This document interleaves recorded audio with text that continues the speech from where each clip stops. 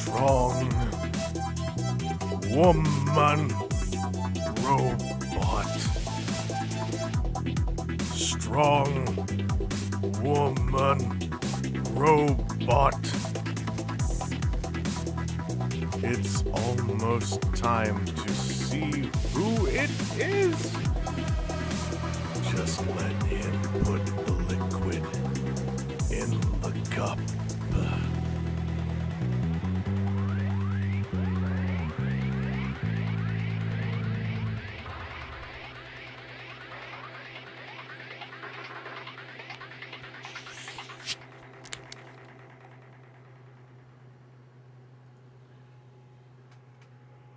Who put a cover on my... There I am, hi. I just gotta, I can't even say words without people going like, oh, it's a bit. It's like, no, I'm actually... I just bought some redacted cola and I need ice cubes. And I realized about a nanosecond after I started speaking what y'all are gonna do, so I'm just gonna do it over here. Quietly. Hi, I'm Chris, Vangelis on the internet. I'm streaming today and you're watching that, either live or in a video on demand, a VOD. I'm looking very dapper today. I can't help it. It was hot out. I'm a little geschwetted. I got a little bit of glow. I'm keeping it up though. I could go like all the way down. Nope. Keeping it up. Let me go see who all's here. What on earth is going on? What's all this noise? Why are we yelling so much? Okay. Hello to you. Shane DePayne, 3991, Flame War 05, Sam Wellbell, Timu Kananen, Mimicry, Brian, Ben Walters, Griffman, Logos Minor, Simeon Scott, Vanisher, Master Far, Axsmith, who just got Cloud Across, for those who know. Eric Mechanova King, Alex Lemons, Chris Muse, Mozotron, Sawyer Wake, Wheeljack64, Bonk-tacular Productions. Hi. Let me let's have a sip. Ooh. I mentioned in the chat I was having some cracker nuts. Pre-stream nuts. It's these. They're pretty good. I can get them at the grocery store across the street. It's peanuts coated in cracker. It's beautiful. Also, oh, I had donuts today. It was so good. I'm gonna lean back a little bit if I'm gonna yell like that. No, I'm still good. No, I'm gonna turn it down 3. I should turn it down 3-ish. There we go. Now I got yelling buffer. Anyway. Hope you're all doing pretty good today. I'm feeling all right. I'm traveling this weekend. I'm going to be visiting my mom for a couple weeks and doing the Cherry Bomb Toy Show at the same time. So I'm going to see if I can stream from the West Coast, because last time it was a choppy disaster, but this time I have an Ethernet port adapter. So I'm just going to hook right in. And I'm going to see if that works. Anyway, also, once again, big congratulations to Aaron Axsmith on getting Cloud... Aaron Axsmith now has the Unicron-sized Diaclone. Aaron Axsmith got Diaclone pilled. Got absolutely reprogrammed in the brain with all the cube, the square-shaped Diaclone. And the square-shaped Diaclone only. So anyway, what was I going to do? I was going to take us to the browser for a sec to give you the big update on my donuts. So if I can just pull that up. Here we go. So I went to Bloomer's. I had a Bloomer's donut from a Moss Coffee. And I was like, this is pretty cool, this donut. But this is not, this is not from the source. This was dropped off at this donut constabulary. I forgot to scroll back down. Here we go. Oh, I missed a whole bunch. Master Ben, Guten Tag. Student Scissors. Piggy Peeves. Yeah, I miss so much here. These are vegan donuts. I had a tiramisu donut, and it changed my life. So I thought, I gotta find Bloomer's actual location. This is Bloomer's. I went there and I had I did some flavor maxing. So I split my donut with a friend's donut, so we each got to try technically 2 donuts, even though it was 2 half donuts.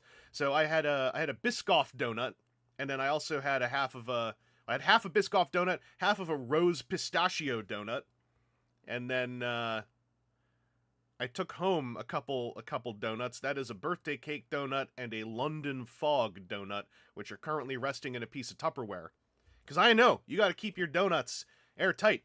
And I didn't know I've never had vegan donuts before. And these are better than non-vegan donuts I've had before, so I guess vegan donuts are just better.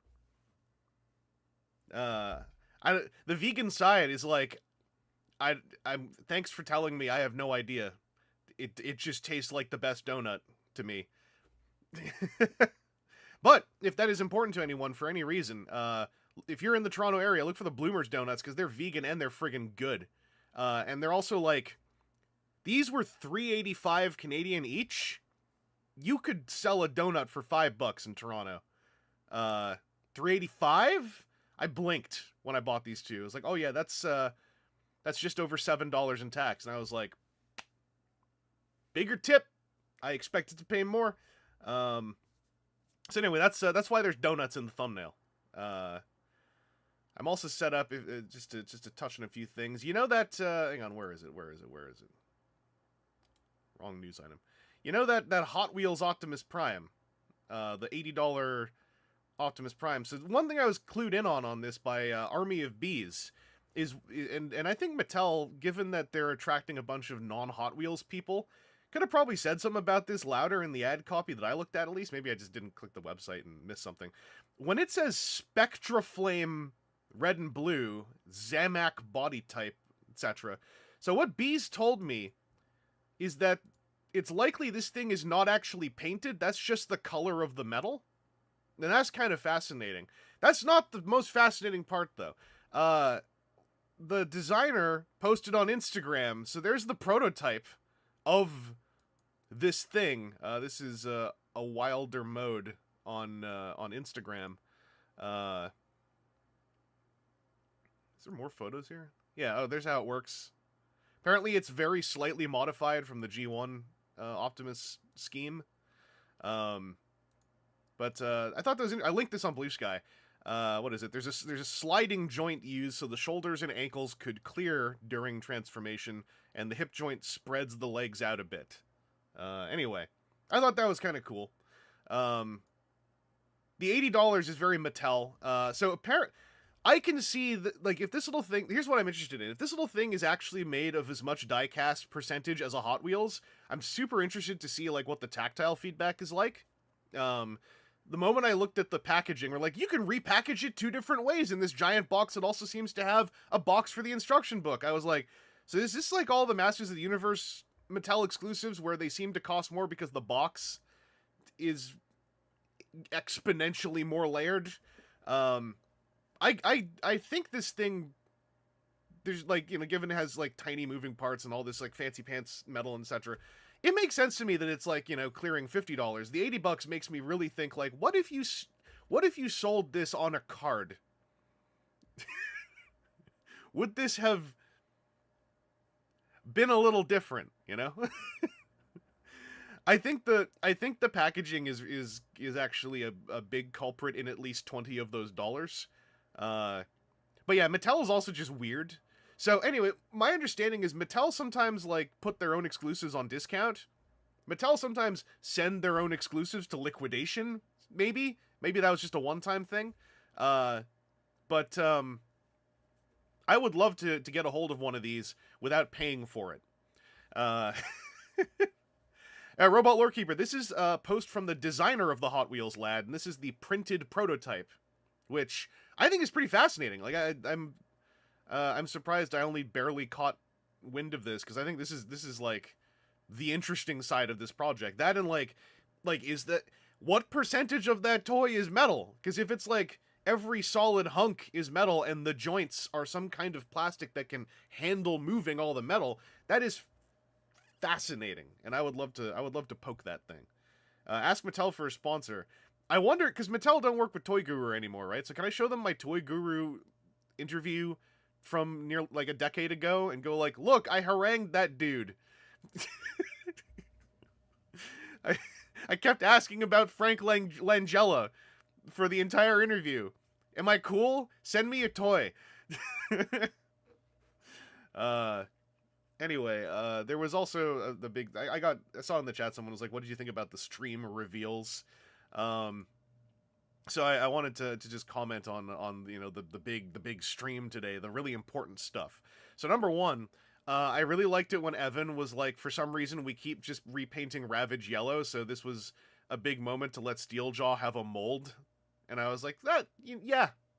Also, I really liked it when Kelly Franchise came out, because she's got this, she's newer to the team, it seems, and she's got this energy where she's like, she is going for it just a little too hard, and only has partially stripped away the marketer presenter, you know, to replace it and overwrite it with the streamer presenter. So I kind of enjoyed watching her doing the Robosen bit and the vinyl record bit. It was fun to observe, and I enjoyed the implication that she showed up and just like yanked 2 Robosens out from under the table and then absconded with them afterwards. I thought that was very funny. As for the rest, I mean, those are the important things to talk about, so we should probably move on. I gotta move some stuff out of the way now. Hey, yeah! We gotta see who strong robot women are. We gotta see who strong robot women are. Slick. Alright, so is this going to be in view? Whoa! Flashbang. I gotta move my cracker nuts. Anyway. Pop to the desktop. Just move a little physical hatch for a second. Pop to the desktop. We did it. Look! It's Chromia. Why is this pointed so far down? I thought I had it pointed up. There we go. But she's not alone. I already opened these because I just wanted to mess with them, and they're in a weird box. I also got these. They were on sale on Amazon for less than what they usually cost. They're also there to help me now find the focus, because I forgot to do that before I started the stream. Let's see. Is this going to be good, or should I might move this down a bit more.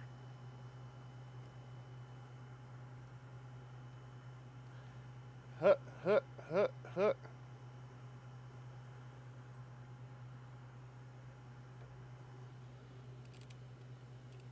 All the disparate angles involved in this stuff is so goofball. There we are. And now we set our focus. So, yeah, Steeljaw moment, that was very fun. Also, I don't know if y'all saw, but like my take on that Steeljaw is the photo of him with the speaker on his back, and then you type in the word honk in all caps in as large and bold a font as possible, and then you laugh for like an hour.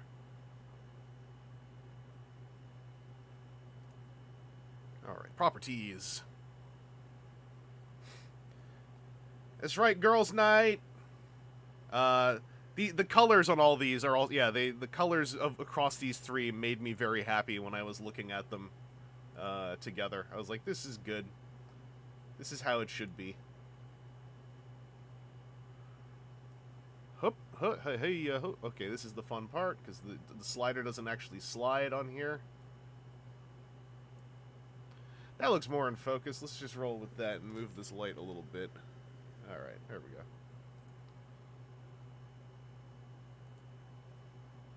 Ah, lovely. Lovely, lovely. Okay.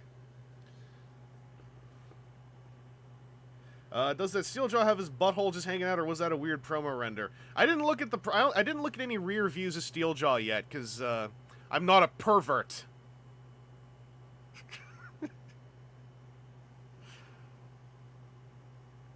Anyway, yeah, these are Javelin and Cascade.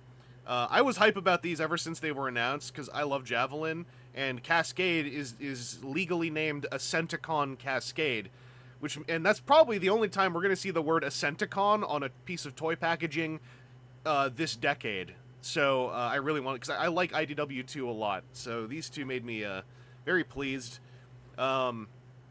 She's interesting for her weapons. The head sculpt's pretty good, too.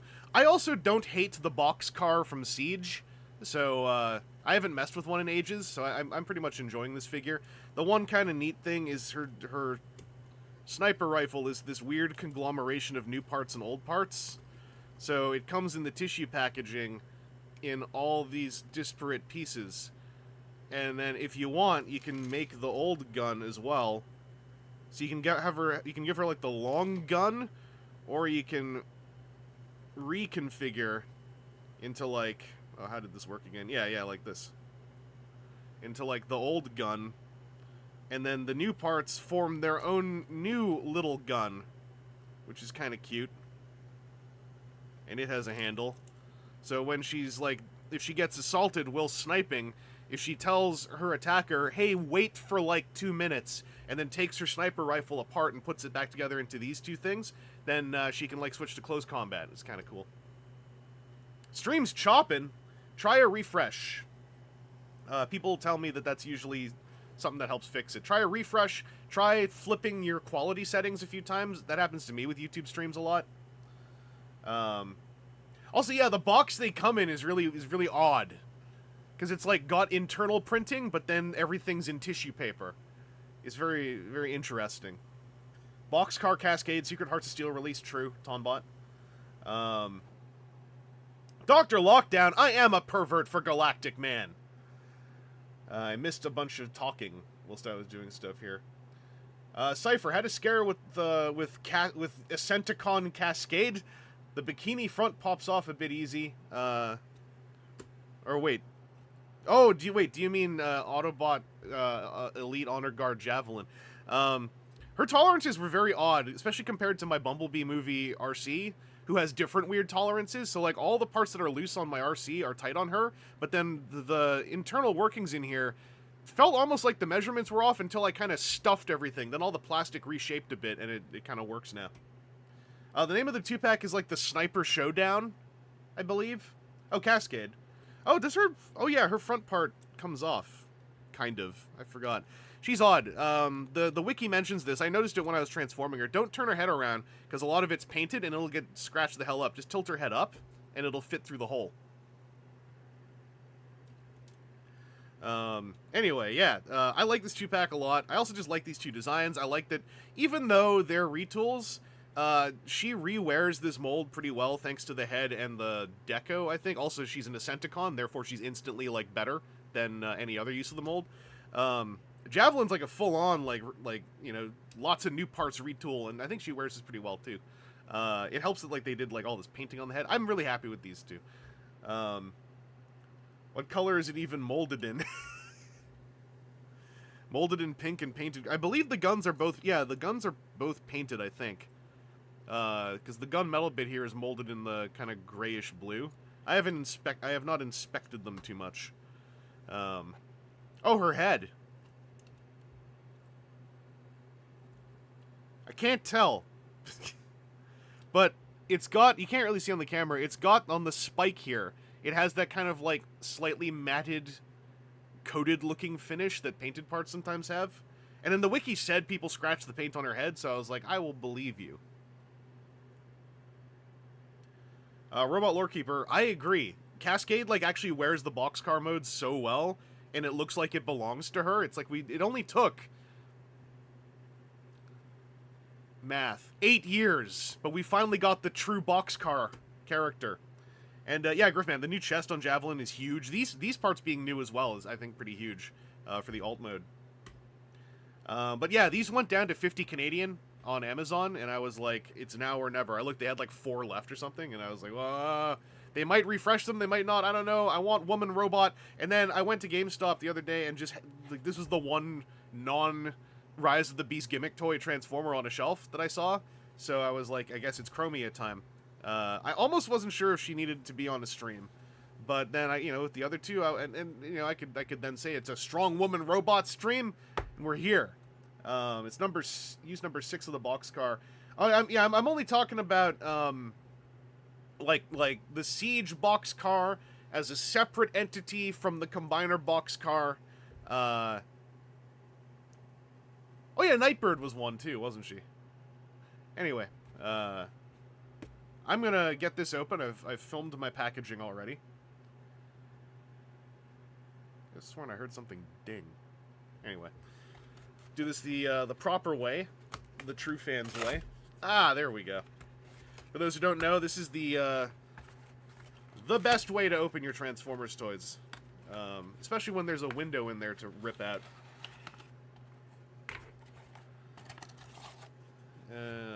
Legal.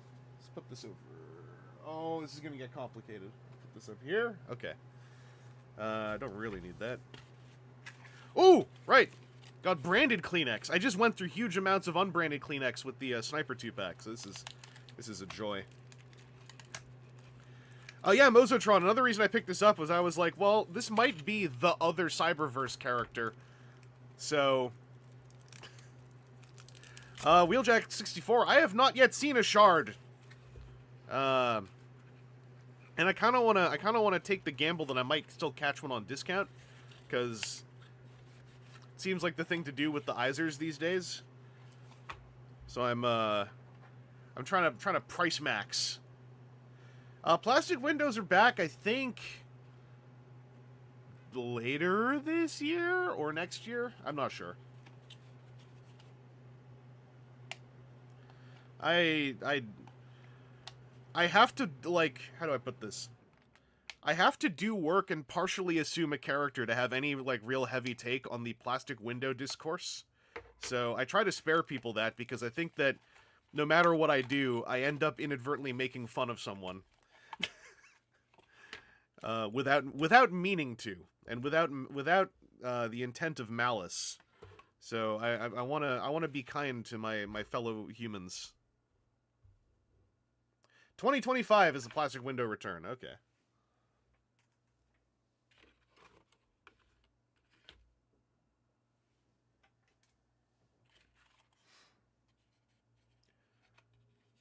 Robot Lore Keeper. Yeah, I remember when they first announced Siege Chromia, and I was like, all right, more limbs, and then like, because it wasn't apparent that it's like, no, this is actually a different toy. This is we made the toy again without that part, but with like slightly more transforming. And it's like, oh, that's an interesting project, and I hope everyone had fun.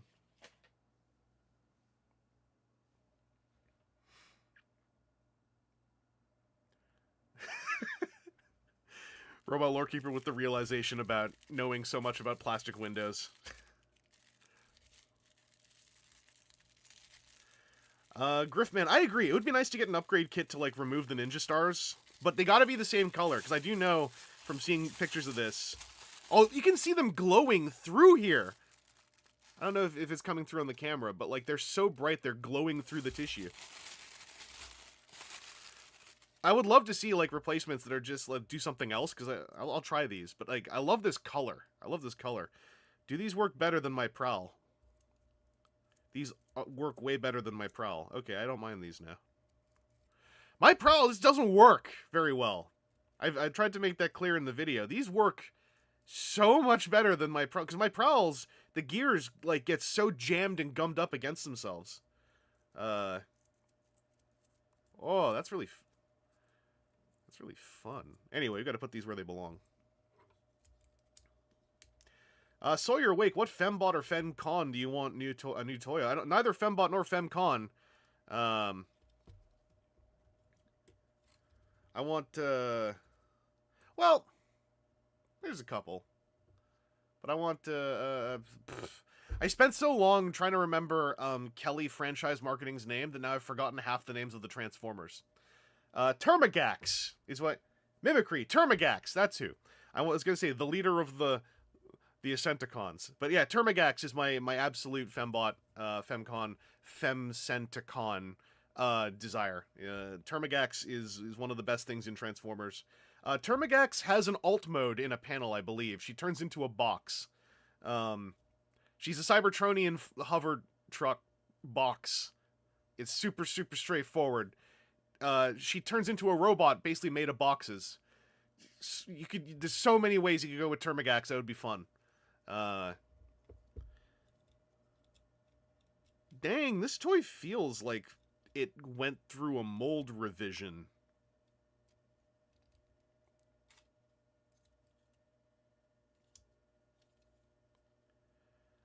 Like, that new head is so friggin' sharp. It's the one thing about this figure, the only thing about this figure is like Cyberverse Universe Chromia as the name is very like, listen, I'm happy for more Cyberverse, but like I think that the reason this works is because like I will just say I don't know if anyone cares enough about Cyberverse's rendition of Chromia to take this in any way other than like a show of camaraderie.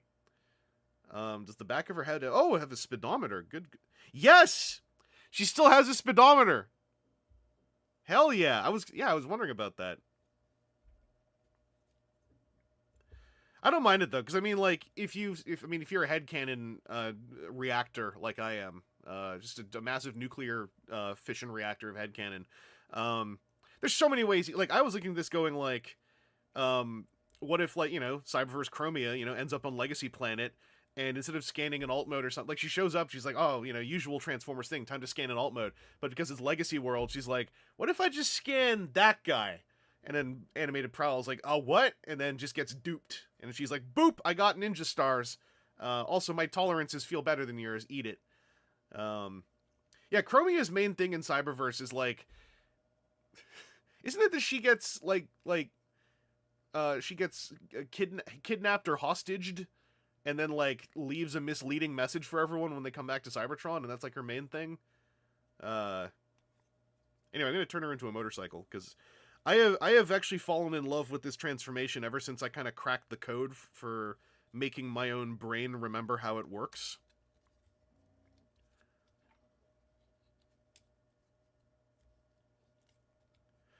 Chromia had some of these colors in Cyberverse. That's the main thing.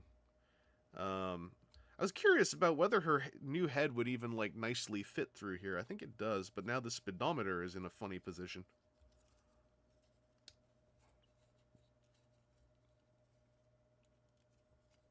I mean, I guess that's still a speedometer position. Let's get these things in here.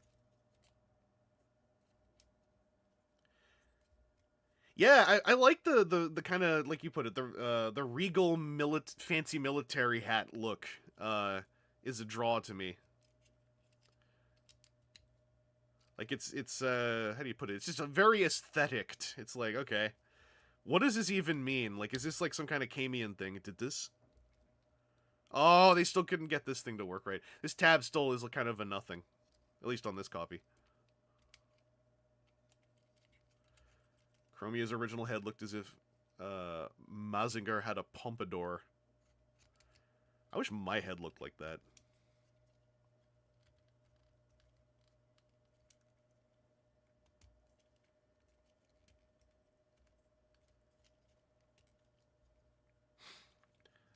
But yeah, this is not the only thing I'm opening, by the way. There were plenty of other clues on today's stream thumbnail.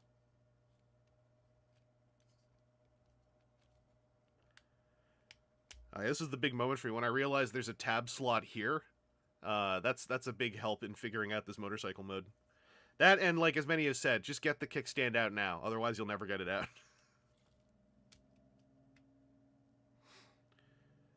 Chicken soup. So weird Vangelist streams when I'm either at work or not. Are those not, like, two binary states that technically encompass all of time? Either being at work or not. But, hello, chicken soup. This Vangelist character only ever streams at time. Thinking.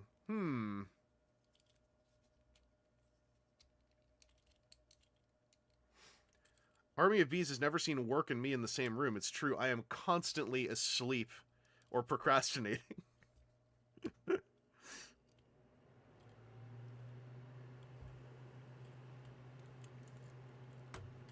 get it? Do we get it? We're gonna push down a bit. Funny how Vangelis only streams when I'm existing. How strange. Ah! No, what's a commenter word? Has anyone else noticed? I'm surprised you forgot to mention.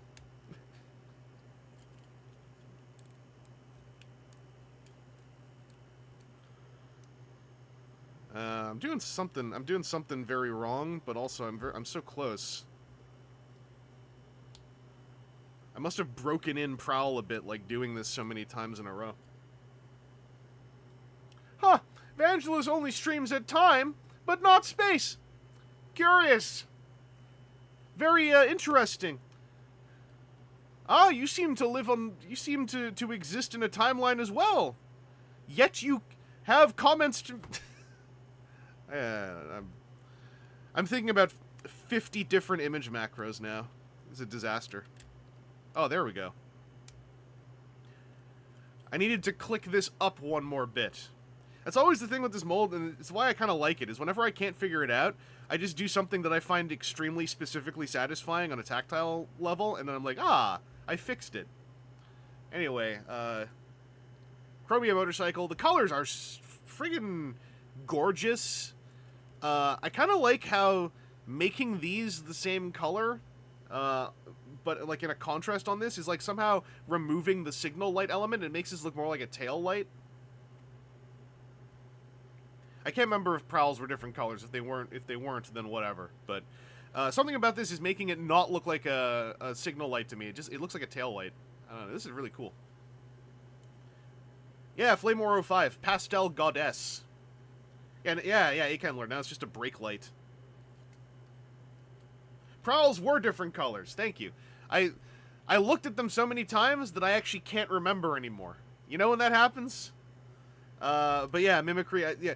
It was, a couple people on Blue Sky all got this toy and then took really high-res photos of her, and then I was like, God damn, those colors look good. And then I saw her in a store, and I picked up the box, and I was like, God damn, those colors look good. And the people in the store were like, why are you yelling so much?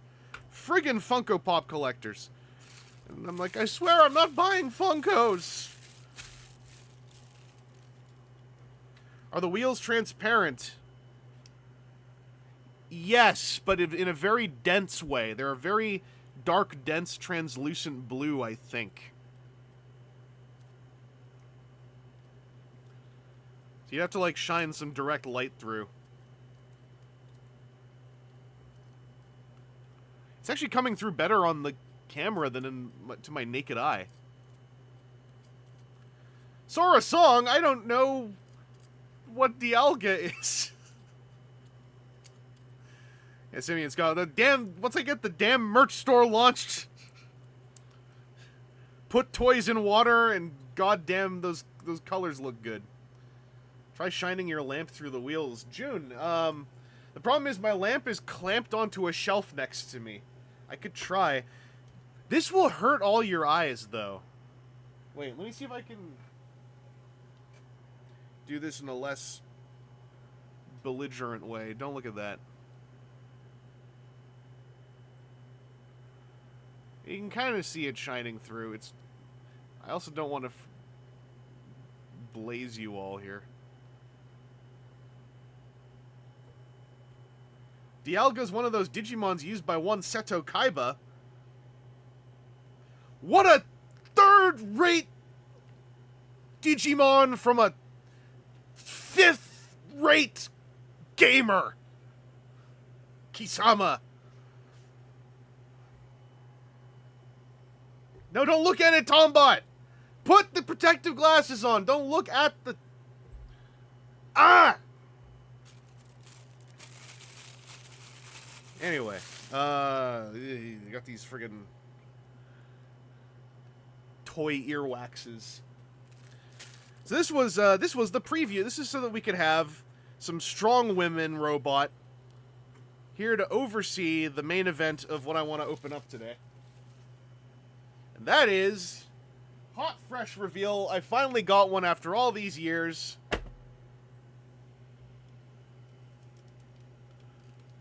I got me another Earthspark Deluxe. So this entire time, this has been my one Earthspark Deluxe. Because I figured the ones past Wave 1 and 2 might just stop being sold places, because who knows what toys are anymore. So when Nightshade came up, I was like, I gotta get them right away. Also because owls kick ass.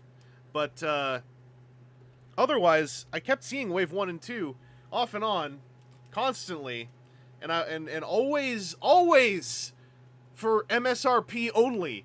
And I was like, I gotta be able to get it. So I had some, like, 2 things at Big Bad Toy Store, and then they had this one on sale, specifically, and I was like, we're here! Finally! Also, I've had Mandroid's limbless, headless torso from Nightshade for so long, and now I finally get to put a head on it, so he is simply limbless. So, hell yeah. Anyway, we're gonna get this open. This has been exciting for me. Because, yeah, I specifically really wanted at least the Terrans. Like, I'd like to still pick up all the Deluxes, even though I don't actually want some of them, but I want to finish Mandroid. And I want the Terrans. My priorities are Terrans, best toys of Terrans, and then Mandroid. And I don't want people's Mandroid parts, because well, maybe if... This is going to be such a narrow thing, right? It's like, I don't really want the Shockwave, but I feel like anyone who bought the Shockwave for the Mandroid parts. So, I'm kind of hooped. The Grimlock I kind of want, because he has, like, he has a new head or something. Like, something on there looks new-ish. These 4 I would really like because they're actually new toys. And I got them, so... It's kind of just Shockwave is the weaker... You know, maybe I should just eat it and just get Shockwave. Yeah.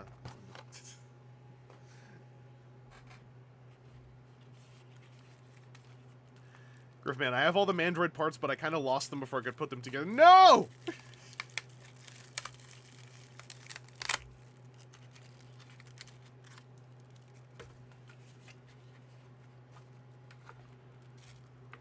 Sora Song, you doing all right? You're bleeding. You should stop doing that. I don't know. Sometimes when I have like troubles, people just like stop doing that, and I'm like, I figure that might help. This is our Mandroid component. Ah, there we go. Look at that. I'm so hyped that I have Mandroid parts I can just put onto my existing Mandroid part.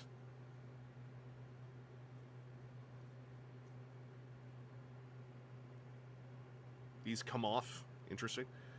Well, yeah, the Grimlock... Okay, the Grimlock retooled everything but the thighs and forearms. Okay, that's... You know. Then I guess I just gotta eat it. I gotta eat a Shockwave. Then I guess I just gotta devour a Shockwave.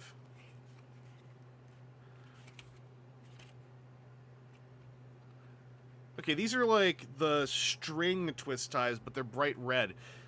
Is this just what they've always looked like? And just because, like, I've been watching from afar for so long? I was like, are these metal twist ties? They're just colorful. I kind of like them.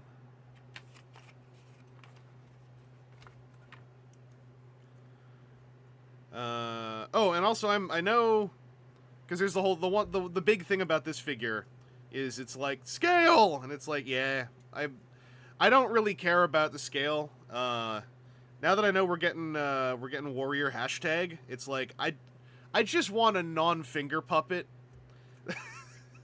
a non-one-step non-finger puppet of the Terrans, and I think with that warrior hashtag, unless like, you know, something happens we don't know about, we're set. I got my Terran Sentai team. I don't know where this goes.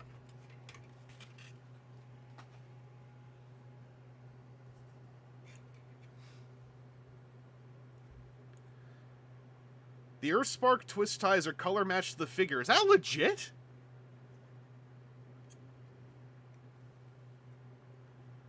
That's kind of cool if so. Wait, does she hold this thing? Oh. Alright, well there you go. Phaser arm.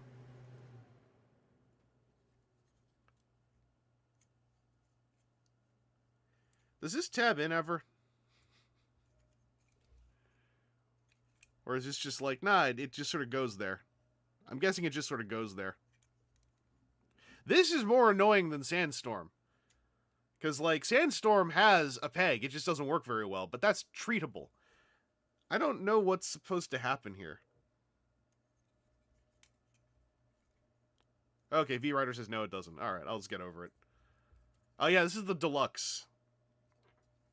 Did they do a warrior of Twitch? It's Twitch and Thrash. I always mix up. It's so stupid. They somehow picked names for all the Terrans that my brain is just really good at forgetting. Like, I was staring at the list of Terran names and going like, Jawbreaker. And then 2 minutes later, for some reason, needed to name Jawbreaker. And I was like, yeah, Orange. Oh, Twitch is one of the newer warriors. Oh, yeah, that's like the... Sorry, I was thinking of ones that are out now. Yeah, there's the Twitch that was like... I don't know if it was leaked or revealed, but the one that showed up with the Season 2 hashtag.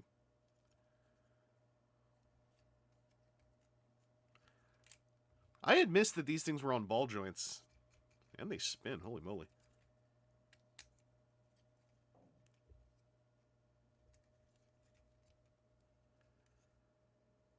So I'm guessing we can't sword up the Oh, I'm gonna take a look. Can we sword them up? I'm guessing no.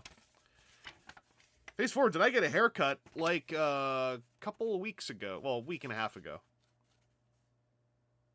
Okay, they don't. They just stay on the back.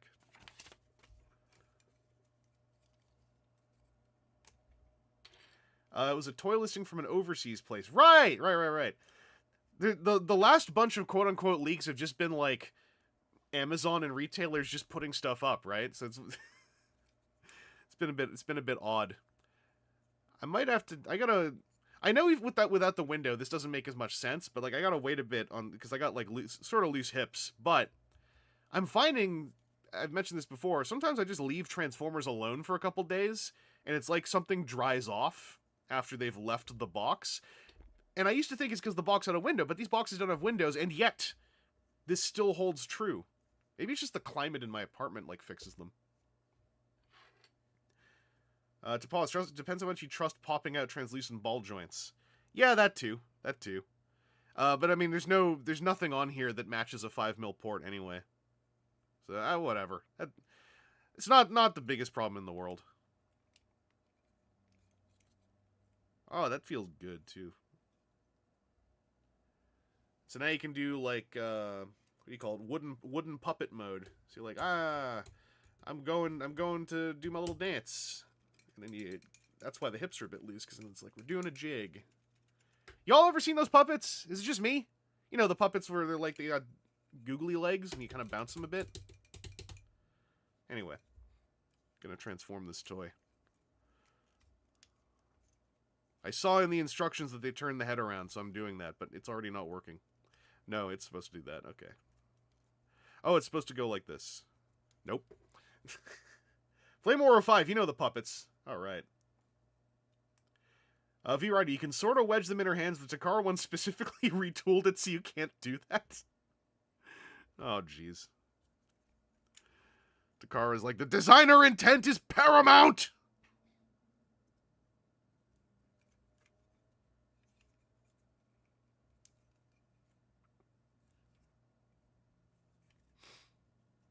Yeah, not shadow puppets. I don't like. Well, I guess they could be shadow puppets, but I've seen ones that are meant to be seen, where they have like a little platform that you get with them, or that they're meant to stand on, and then they go, you know, da da da da da da da.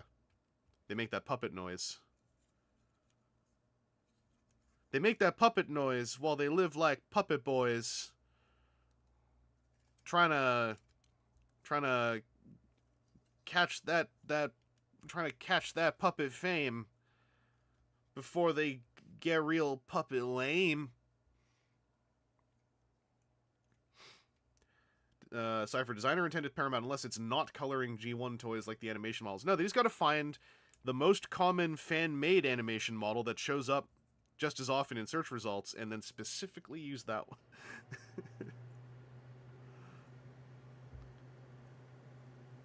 I'll do the check I did with, what's his face from Animated Prime. Is there anything on this I could accidentally, like, just tear apart by trying to sort this out? Or am I safe to kind of, to Google, to finagle around here? I know that's a very, like, especially if folks are watching this who are not, like, knees deep in Transformers, that's probably a very odd question to ask, but, like, that's a salient question these days, is you kind of got to double check, like, hey, does anything on this break? Mimicry says no, she's very robust. No, I don't think so. Okay, so I'm... Okay. I think I might... just grab, like, a quick image here to keep handy. So I know what I'm trying to do. Because I know she turns into a drone, but she's turning into a toyetic approximation of a drone. And that could be different. Flame War 5, you probably want the instructions because she's a tricky girl. Cypher mentioned that too. Okay, I'll take a look. What the? Okay.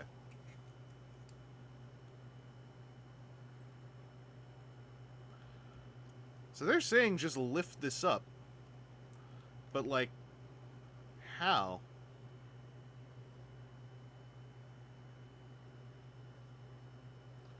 Turning into a wheeljack drone TM.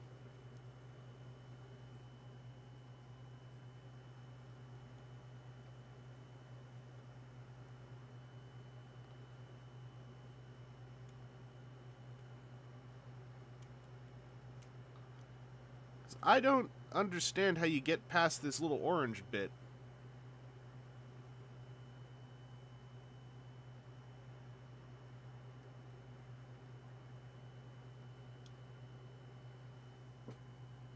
Oh, you don't turn the header? Oh, wait. The instructions made it look like I'm supposed to do something else to my eyes. Lift, don't turn. Alright, don't need the instructions anymore. We got this. Transformers expert here to serve. I was talking to a friend of mine about this today. My video that y'all should check out if you haven't seen it, Transformers expert dismantles the Transformers 1 teaser trailer. I answered one comment about this, and I'm trying not to just answer the comment over and over again, but... Vicky Peeps, so help me. Practice run, no deaths. I would like you all to check out that video, and I am kind of... I made it in part because I find trailer reactions can be good or bad, but trailer reactions, the cottage industry, I find kind of irritating as far as its habits. About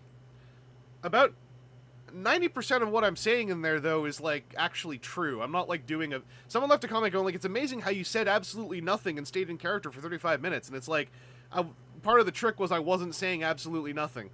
The only stuff I was making up was very specific things about Transformers, factoids, mostly to be annoying, but, a lot of that video is truth, and it's worth looking at, especially if you want to learn a thing or two about the editing styles and oddnesses of trailers. I know most of you probably already can identify a lot of these things, but like part of my little side goal there was that I'm real tired of the way that like trailers get read by folks sometimes, and I'm like, it's not anyone's fault, but like there's ways to get around this. Like, I don't know.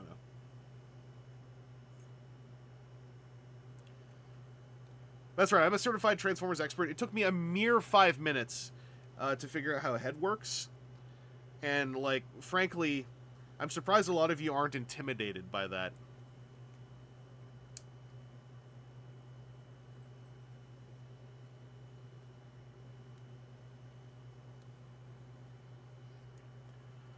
Yeah, the multiple shot thing with the Bumblebee vehicle mode. I'm like, this is really key to, like, know about trailers, especially for action stuff. Is, like, you could be looking at a supercut of a whole bunch of different clips. And I know this isn't, like, the most important thing in the world, full stop, but, like, it's just little things where I'm like, this is probably worth knowing, though.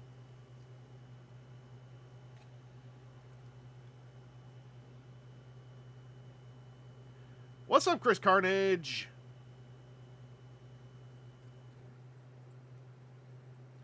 Well, maybe that's the other thing, is like, that trailer is cut in a very specific way that, like, probably has very little to do with the movie that's going to come out.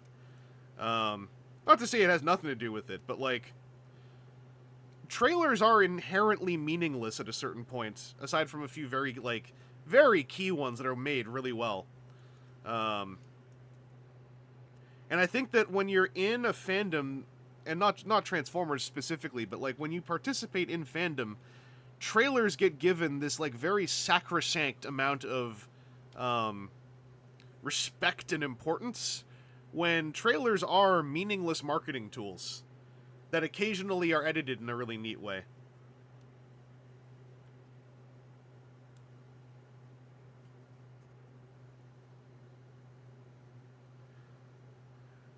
But yeah, like I was generally in that video, I was generally only saying nonsense about very general Transformers things. I couldn't help myself. I was then immediately going like, "Oh, this guy looks exactly like TFCC Dion," and that's not a bit. He just looks like TFCC Dion.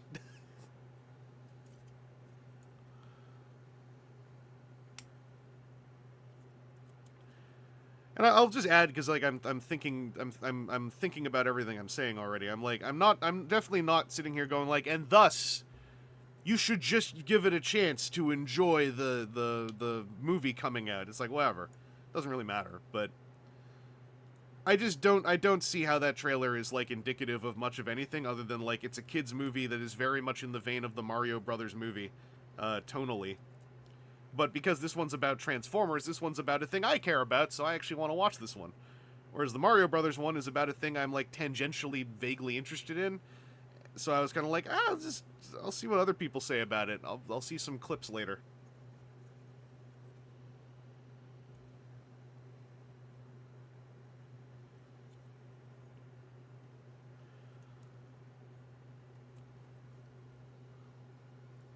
I'm matching up tabs to slots, by the way, and I'm this copy is going together nicely. I feel like this copy might be from like a later production run. If there was a later production run, maybe there wasn't.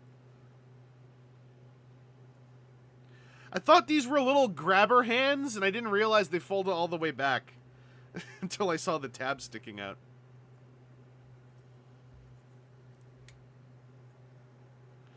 Once upon a time, and I think it got lost to time, Mikey invited me on for one of the Moonbase podcasts. I don't know if it was a regular one, though, so maybe you had to be on the Patreon to see it. But it was about, the topic was enjoying children's media as an adult. And I feel like we had a lot of really cool things to say in there. I don't remember precisely what we said, because that's how I roll. But the topic, I was on that topic today, earlier in the day. Oh, Mimicry says Twitch got another run with Wave 2. Okay. There's a lot about this figure that feels like I bet there was an earlier wave that didn't feel as good. But I don't want to just make that assumption. Oh, Timu, it was a free episode. Okay, thank goodness. I really like doing that one because I think that's a really interesting topic because there's like, how do you put this? There's a strange lack. I say it's strange, at least, lack of kind of conversation about the notion of, how we enjoy kids' media as opposed to simply assessing it. And then we often fall into these, gradientless conversations of either tearing apart a kid's show as though it were an HBO serialized piece, or saying, it's a kid's show, her, and then, like, moving on. And it's like, there's somewhere in between. And really, the keystone to me is any media is being made by adults, basically. And so one of the contexts to consider is like, okay, who are the adults making it? And what is their motivation? Maybe what's their connection to the media, if it is a big, long-lived intellectual property. And have they talked about their goals with this piece?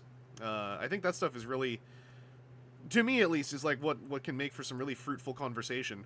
Because, like, and again, this is not, I'm not trying to shut down any quotes either. Like, I don't mean for this to be like a takedown of other fellow fans, but, like, I saw a comment on the Earthspark Season 2 trailer where it was like, oh, is this another MacGuffin hunt? And I'm kind of like, in the context of, like, general fiction, like, those can be kind of, like, tiresome.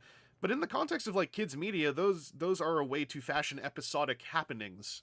And so I feel like I just have a lot more patience for them. And it certainly isn't like, damn, I love them MacGuffin hunts, but it's like they serve a purpose, much like in Earthspark. One of my favorite parts of Earthspark Season 1 was the first half of Season 1, with all those, like, slice-of-life family episodes, because I thought it was a really cool way to get your kids' lessons into a Transformers show without, like, how do I put this? Without feeling like the kids' lessons and the Transformers shows are two different things. The slice of life episodes felt like some cool, simple, for kids, family lessons about being part of a family, being part of an adopted family, in some ways being part of a multicultural family. And I kind of like that those were baked into the very setting and events of the first half of that season. I thought it was really cool. Oh, Carnage, you got Diaclone as well? Dang. Everyone's Diacloning. Mimicry, hope Season 2 makes the show easier to find and watch. Now, that's an actual crit that I had to pirate the whole thing. Because I was like, I don't know how to watch this in my country. And then I found Paramount Plus exists here, and I looked at what they have and what they have on offer, and I was like, admittedly, well, that's not good enough. So I didn't have to scoop the whole thing, but I was happy to rewatch it on YouTube. I think, was it on YouTube? It showed up somewhere. Anyway, I only had to be a yo ho ho like the one time. But yeah, like that's a whole other thing about media that's kind of like annoying, is like, oh yeah, we've bound ourselves to this streaming service, and it's like something being on a channel, but somehow more irritating. Oh no, Simeon, it's okay. Like, I got my ways. And like using someone else's login isn't like gonna help things, I don't think. I mostly just want I want with streaming, I want there, and I know why it all exists for the most part. But I think that it's existing for reasons that are untenable. Is I would just like to have the digital mono region is what I would like to have. The existence of region lock in a digital streaming environment in 2024 is embarrassing for the entire industry, in my opinion. It helps nobody. It encourages piracy. It encourages engaging with VPNs, which can be risky at times because VPNs are everywhere, but a lot of them do lots of things you don't need. Anyway, I think I got there. I got there, right? Like this is the mode with my two little finger stands.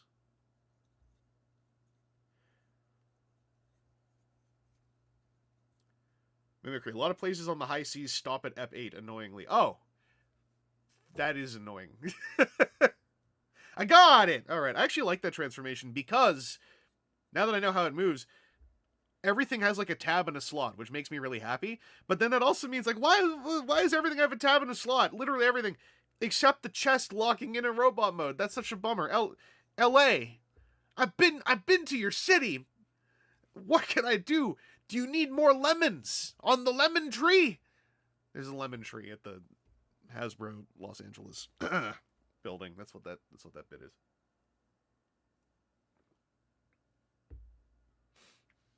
Yeah, Picky Piece, the multicultural adopted families thing about Earthspark, I think is really powerful, and I guess powerful might be overstating it a bit, but like it's super important, and I think it's something that like gets very quickly swept under the broad stroke of these filler episodes, and it's kind of like, yeah, I guess in like a high stakes sci-fi series those are filler episodes, but like in something that is running the double duty of also being a kid show, which is what Transformers is doing now for the most part. It has to be both a staked sci-fi and a kid show whenever a kid show version happens. I think it's a decent compromise. And in the case of like, you know, that specific bullet point, I think it's quite a high quality.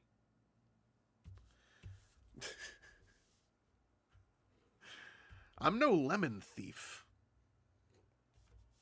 I think someone was asking, do I got Warrior, Thrash, or Jawbreaker? What if I told you that I had the deluxe Thrash, who I know is not as good, but I don't know how. So I saw this at a Walmart that I went to, one of the few times I did that in the past month, and I thought like, hey, I don't know if that's out yet, and I might have just missed the window on the Warrior. So every Terran, no Terran left behind.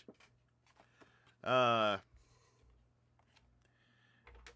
yeah, like Picky Peas, you're saying Jawbreaker's arc also got to me as an adult. I think they're also really good, like very in the realm of grand sci-fi, like very mellow but very, you know, striking little character arcs. And it's a sort of fandom way to put it, but like if you put a basic character arc but you wrap it in Transformers, which is a thing I really like, then I'm doubly interested. And it hits me a little bit more. The paint is better on this one, it just doesn't have a sidecar. Let's take a look. The deluxe is out. Yeah, this I saw this one, and who did you ship with? They don't show you anymore. Was it Prowl that is Rodimus that this ship, or Hot Rod that this ship's with? Anyway, they had both, and I already have the Hot Rod, and I was like, I only want one because they're kind of expensive. Yeah. Yeah, Prowl. That's what. So yeah, the Walmarts in Ontario got a shipment of that wave, so I saw both of them. I kind of want Rodimus for the checkpoint side, but then I was like, these are also like $30. I don't want both, and if I had to pick one, I'm picking the Terran. Look at this! Now we're back to these weird skin flake twist ties.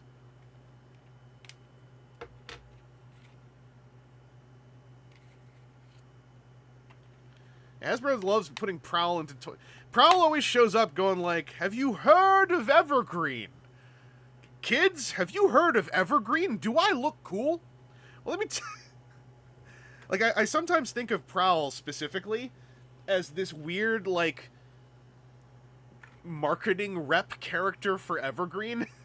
Like, when he showed up in the Cyberverse Deluxes after being a sort of non-entity other than, like, 1.5 episodes in Cyberverse. And it's like, you get a whole deluxe because you're Prowl. And then that figure felt very much like, again, kids, have you learned the word evergreen at school? Rescue bots just screaming from the retirement home that they got sent to. Prowl just walking in. The rescue bots are like, damn, it's so cool how we're the longest running Transformers cartoon, so we'll clearly be like the next bridge point to Evergreen. It's gonna be great. And then Prowl walks in going like, anyway, I got you all put into a great home.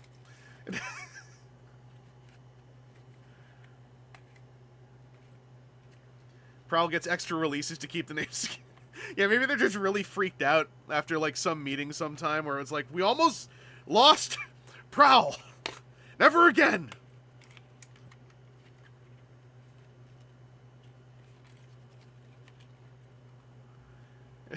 V-Rider, it annoys me Thrash has a gun. He doesn't use a gun, he's a little boy, don't give him a gun. Yeah, that's legit.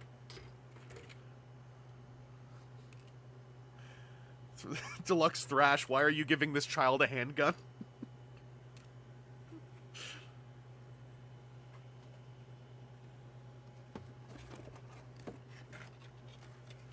Yeah, for those who weren't there, in the last news history stream, we hit a part from 2003 where, as Orson, Aaron Archer said at some point Hasbro nearly lost the name Megatron and would not go into it in 2003.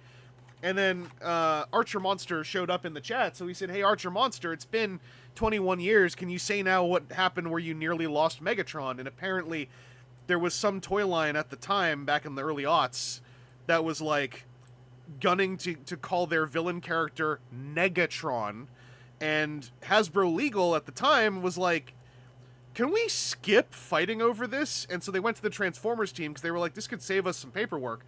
And they said to the Transformers team, hey, do you guys really need the name Megatron? And apparently Aaron Archer's response was like, if you lose the name Megatron, I will quit today. So apparently Aaron Archer, young Aaron Archer from 21 years ago, went hard firebrand on Hasbro Legal when Hasbro Legal walked in innocently going like, do y'all like really need Megatron or can we use something else? And I thought that was wild. And then in the same span, like 60-day span, we found another Orson's World answer where someone had asked about having, different main characters. And Orson, Aaron Archer as Orson, had answered with something like, taking Optimus Prime out would be like trying to tell a Superman story without Superman. And I feel like if the timelines line up right, that was still some leftover aggro from the Negatron incident. Right? Some poor fan was like, what if we had like Rodimus Prime as the main character instead? And Aaron Archer's going like, what? You what? Ah! It's like this electric line runs across the screen. And let's bust out the instructions on this one to see where they want us to put Terran Thrash's famous handgun.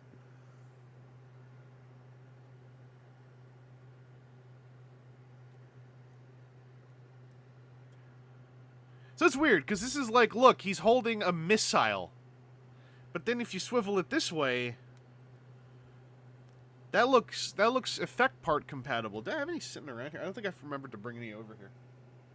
No, I don't have any here. But this looks like a 3mm nipple. So this is like a gun. But then the instructions are like, no, have him hold a missile.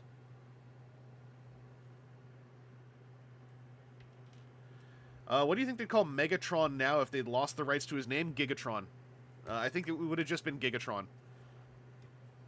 At the time, if they had lost the rights to his name, it would have been in the early 2000s when they what was it? This is when they were getting Gigatron for the Overlord Heroes of Cybertron. So it probably would have just been Gigatron. It would have been Galvatron, but I think eventually it would have gone to Gigatron, or it would have been Galva Giga as like the path, maybe. Anyway, Galvatron and Gigatron are both there, so I think that's what would have happened. Shield, and it says I can put the missile on the shield, but with the nipple facing forward. So it's no longer a shield, it's an implement of death. Yeah, Tonbots. Eventually, in 2007, we would have gotten Decepticon Megatron.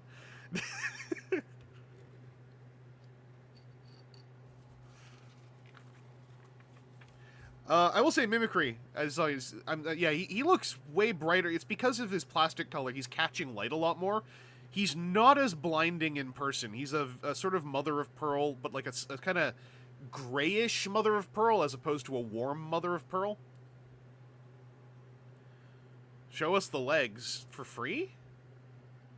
You gotta pay for that. You gotta pay for that.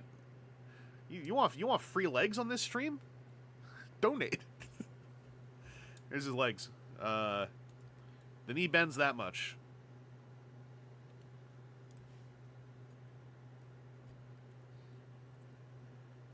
The feet are weird, but I think I've got them locked in their base position, and they have a tilt.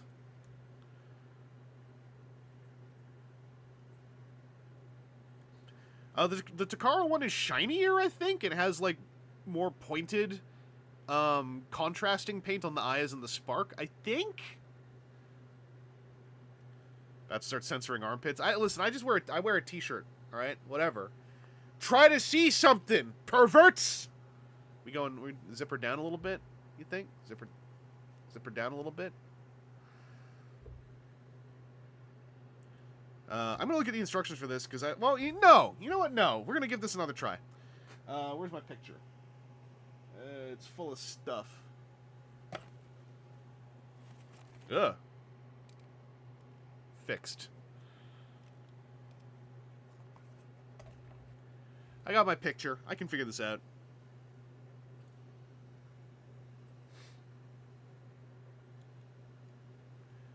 Ain't no fetish flagging on these, whoa! Sorry, I'm just instantly distracted. You know how the bicep swivel works on this? This is interesting. I kind of like this.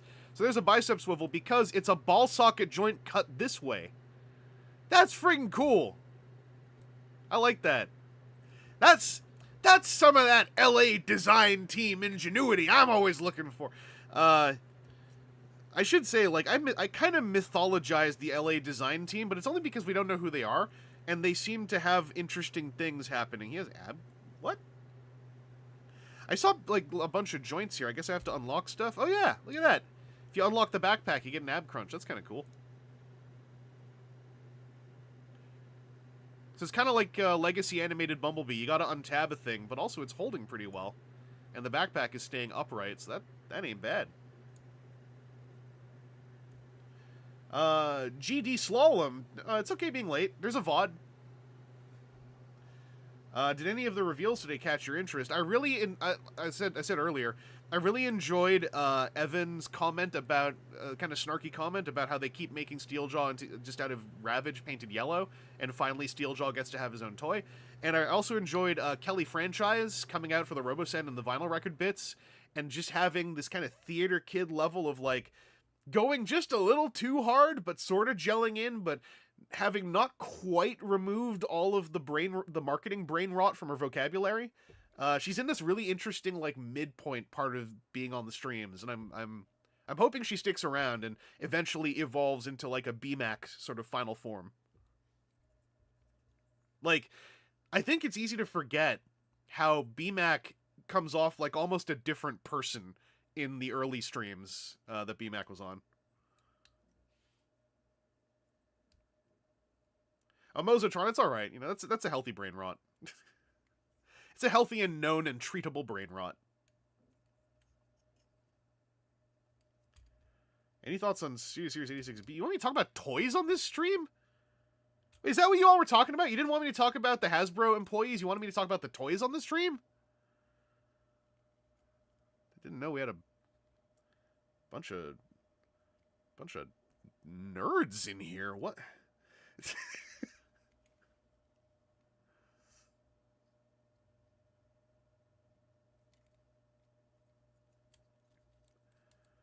First we had BMAC, then BMAC Evolution.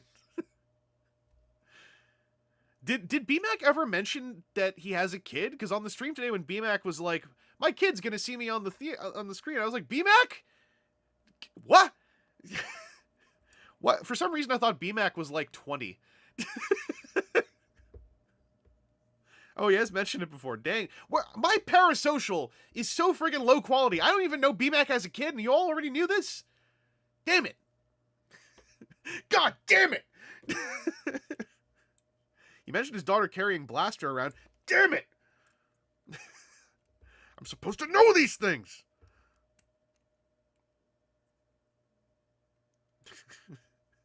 Back when we were on the Zoom calls with Hasbro people, I think I mentioned this offhand, but I never showed anyone like how I wrote my notes. And I would keep a separate, longer set of bullet points called parasocial Hasbro employee notes about, like, how the team's, you know, general energy was. BMAC's a very young 55. BMAC doxed his age on the stream today. He said he is now Transformers old. BMAC doxed his age on the stream. What's wrong with me? What am I doing? I don't even... This goes this way. I got it now.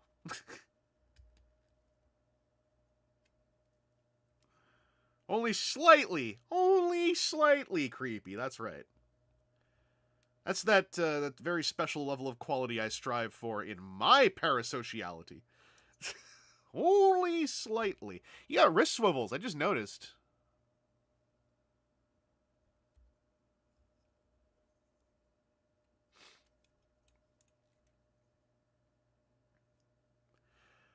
He also mentioned that she instinctively, without knowing what a boombox is, grabbed Blaster and heaved him over her shoulder. Good. Yeah, it's... BMAC's doing it right.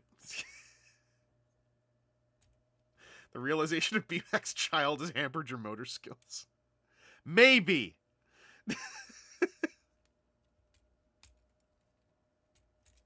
Whatever. Evan's my Oshi. Evan is my Kamiyoshi. Yeah, I know these words. I learned how you kids talk.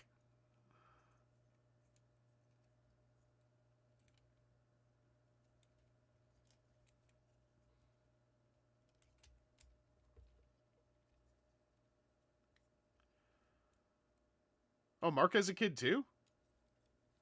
Imagine if you're... I mean, this is going to be different, right? Given, like, that we're literally, for the most... Yeah, no, we're adult fans of Transformers. We're AFOTs. But imagine if it's like, dang, Transformers are cool, and then one of your parents just offhandedly mentioned, oh yeah, I work on those. Studio Series Blaster, I think, is just a repaint with no clear plastic. It's all opaque.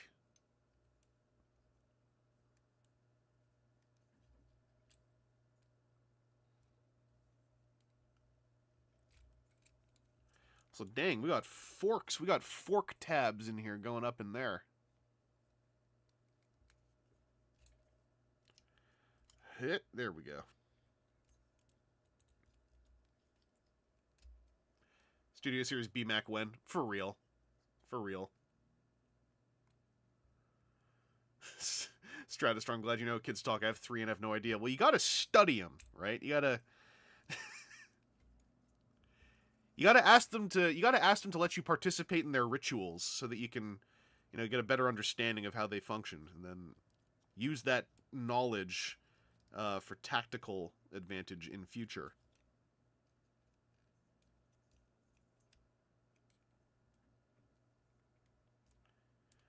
I can see that this is supposed to tab into that. But how?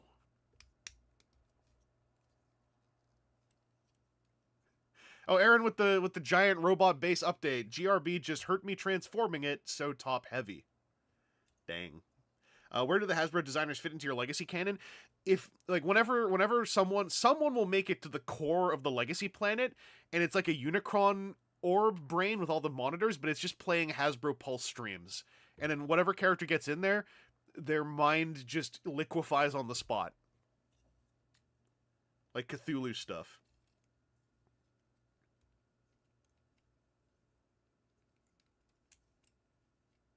So I'm just realizing something that's about to happen here. The feet unfold, right? The feet unfold, and then they're gonna, like, asymmetrically come together in the... And then, like... It's friggin' cool. The feet form the middle block of the motorcycle by occupying two different quadrants. Oh! That's how you rotate the toe around. On one side, you rotate the toe around. On the other one, you fully unfurl it. And that's where the kickstand is. Okay, that's freaking cool. Sasuga LA design team. Sasuga.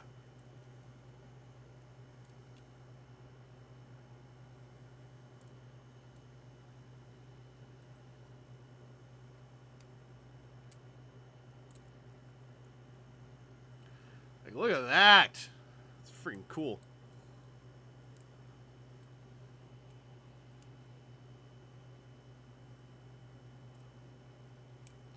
That has like a hook.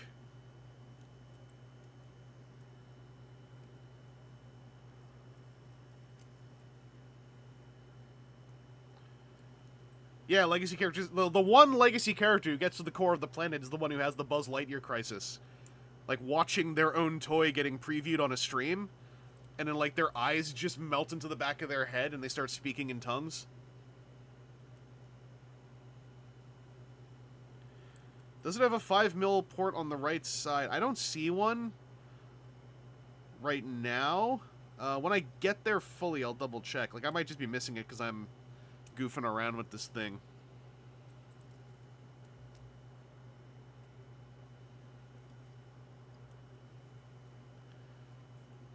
Like, there's a lot about this that I might still be getting horrifically wrong. Like, for instance, I had the hips rotated the wrong way.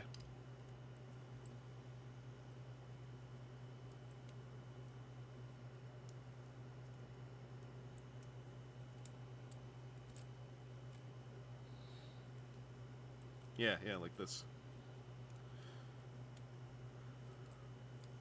And now those tab up in there. Now things are coming together again. Oh, baby.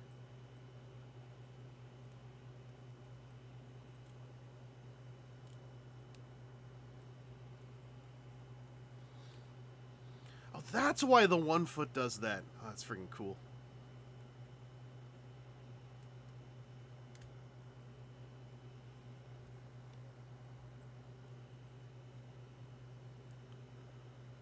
Does the shield not turn... No, this one, the deluxe, the shield is one piece of plastic with some paint on it.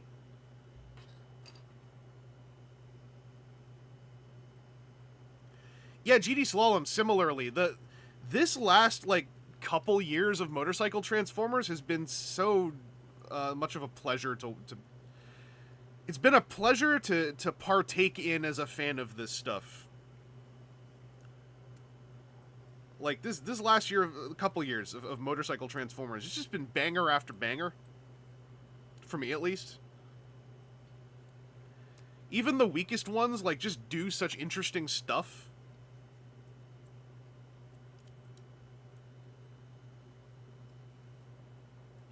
But yeah, the Warrior class one has a sidecar.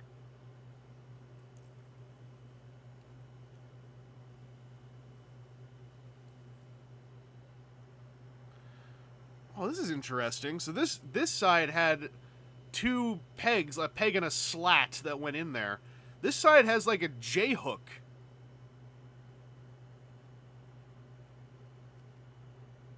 but it's not a J-hook.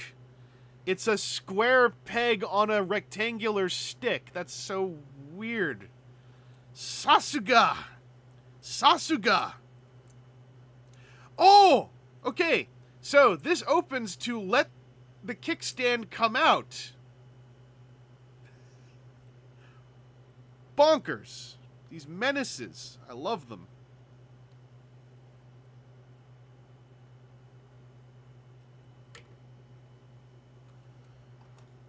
And then this just goes back here. And then this just goes on here. I think. I'll double check. Oh, mimicry. I love Laser Cycle. I really like the Legacy Prime RC mold. And I like the retools even more. I know that mold's not very popular, but I got one with decent tolerances, and same with the remolds, retools, repaints, whatever. I like that one a lot. Yes, Iso Prime, TL note, Sasuga means as expected of. But always subtitled on me as Sasuga in italics. It's part of my character. Fold down the windscreen. Telling me how to live my life? What if I don't want the windscreen down? Hey, there's actually a symbol. There's a symbol on there. Look at that. Coming up on me, going like, fold the windscreen down. Like, I want bugs in my mouth.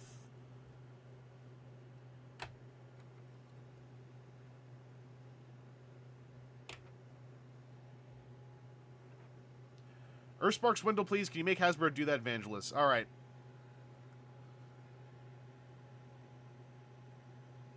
Huh! Okay, it's happening. When they announce it, clip this and thank me. Robot Lurker, besides Wipe's the only person bothering to make good Vangelis fan subs. None of this bad localization nonsense. Why is Mandroid's head just chilling on the table? Not so, Alex. We know what he did. Jeez, Lon, whatever you did just made my hair fall. Don't worry. Don't worry. Everything comes at... Hey, listen. No magic is free. Everything comes at a cost. Yeah, they are just like, put the sidecar on the back with the rocket on top. Oof. Basically... I think this is a pretty cool toy.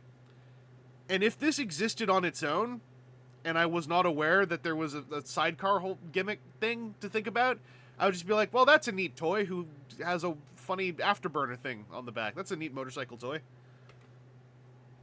Full Metal Alchemist, except you just go bald.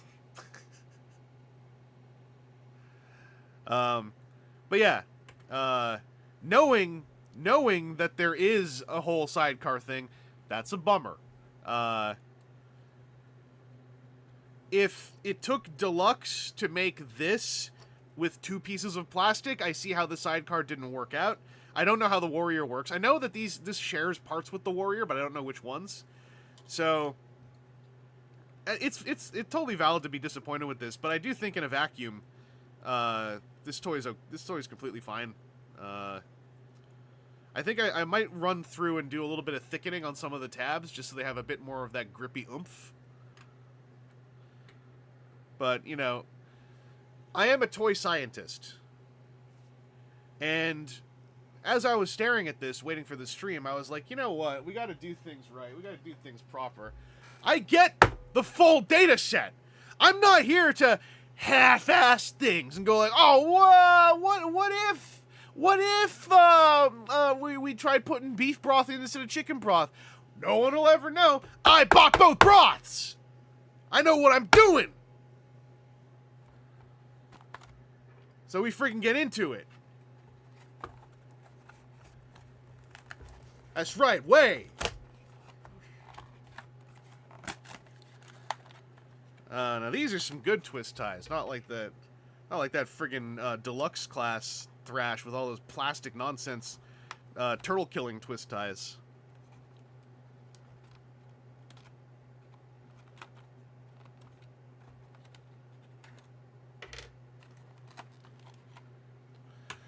Edie Solemn. I drink both broths and say, in a vacuum, both broths are good.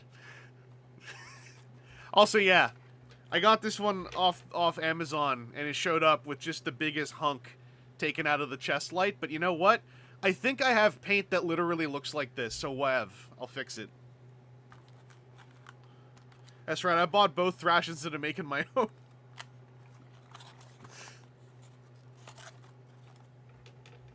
Coffee is a bean soup. It's a hot bean drink.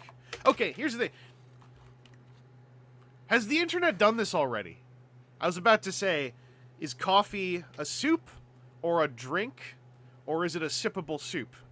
But that feels like the kind of thing that some Twitter fandom somewhere might have already run with and ruined in quick succession.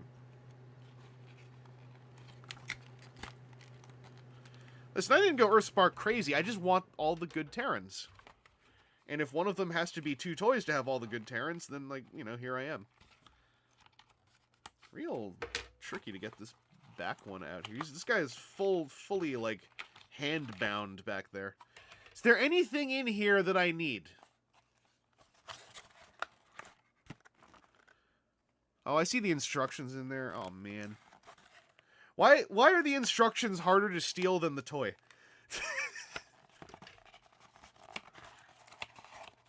Ugh!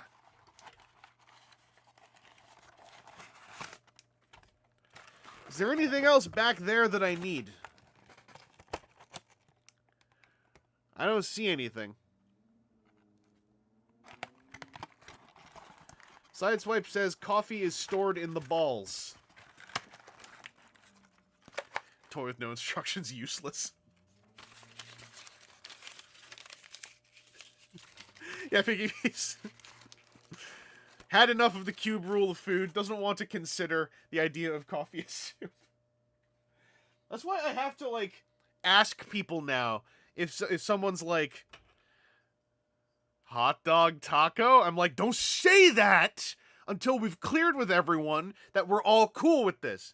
Because, like, that's war for some people. Some people are super beyond done with that. You know, we were just talking about how messed up it is that they keep giving him a gun. First thing it says to do. Hold like gun. How? Oh, there's a fold-out nozzle bit. Okay.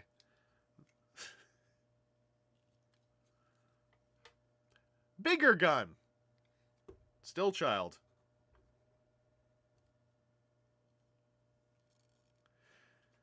Exactly. It's a fun conversation, but we all know the one guy who is extremely passionate about it and takes the fun out of it. Yeah, yeah. That didn't happen to me, but I watched it happen to enough people where I was like, the joke now is just bringing it up and then making a face at people.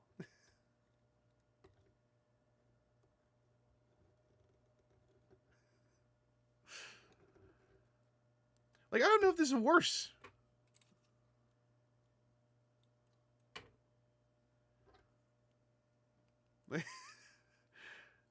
Like, if you were to hand a child one of these 2 guns, which one would you rather hand them?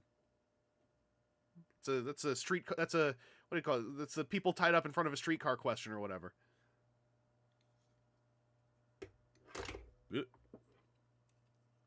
Pop-Tarts are dessert ravioli. Yeah. Big one. Child unsafe.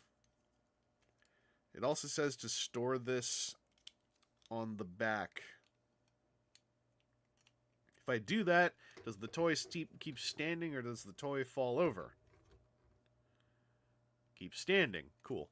Alright.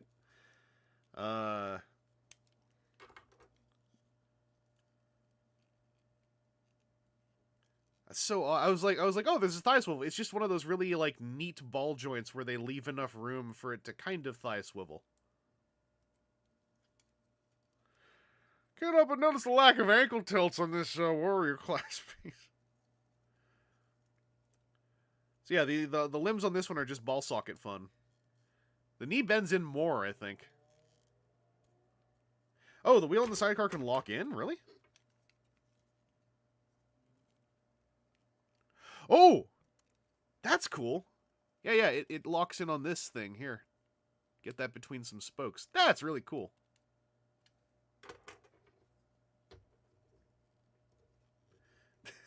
You did mention on Twitch, so my conclusion is it's better to give little girls guns than little boys. I mean, does the math add up on that? Don't answer that.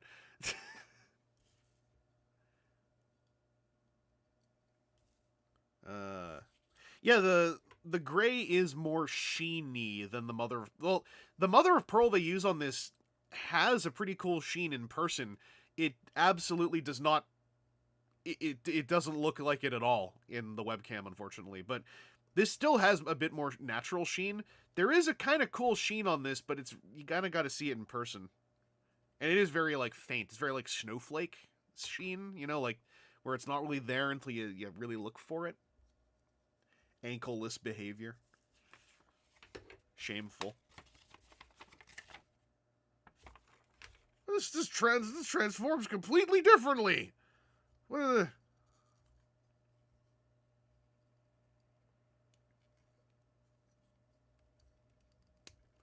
Oh, right, I remember, was it TJ told me about this in the podcast? That you can, like, actually have, like, a wheel legs mode? That's kind of cool. That even looks like digitigrade. Look at that. You know, like, forward, back, like, it looks like a digitigrade leg that ends in a wheel.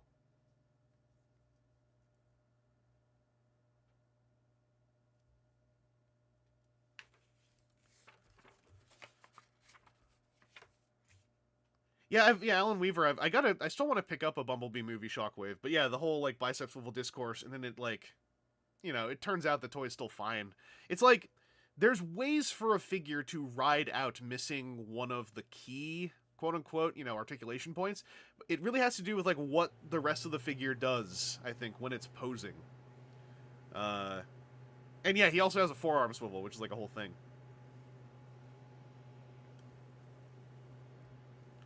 I think some of that, how do I put this? Some of that lies with the reviewers, you know, myself included, and the way that we talk about articulation, to the point where, like, I think in some cases we the reviewers, have kind of created this notion that articulation is a series of bullet points. It's why my articulation segments pivoted more towards, like, rather than saying it does this, and this, it's like, how well does it do this, and this? Like, what's the range? Because that's really the important thing. And if the range is good, move on, you know? Like, don't have to, like, count them all out. It's more like, do they accomplish something? Also, yeah, Centaur mode. Look at this. What level of T-posing is this? We've gone, like, double T. This is like T-posing out into a completely different T-pose. Is this a kickstand? Does this do anything?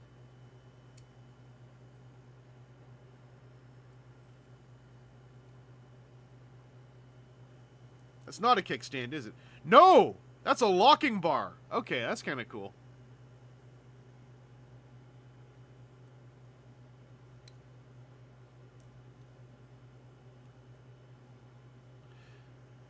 Both of these do a really cool trick to form this part, the groin of the motorcycle. Their legs both do really cool tricks. Completely different tricks, but both really cool tricks.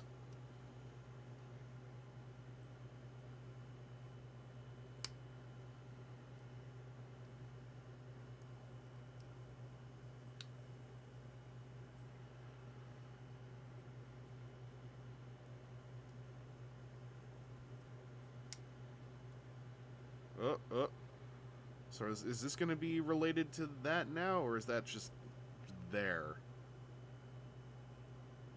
Oh, does he... Okay, is it grippy, or is it the other way around? It's grippy.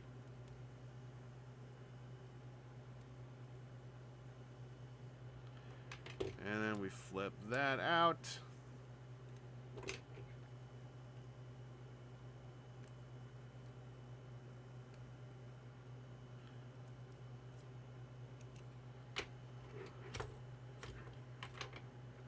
Well, that's cool. Yeah, these are both neat. It turns out chicken broth and beef broth are both good. It is such a shame that the deluxe one doesn't just have a kind of like nondescript 5mm port just kind of hanging out. Like, does... Imagine if there had been like a 5mm port like right there.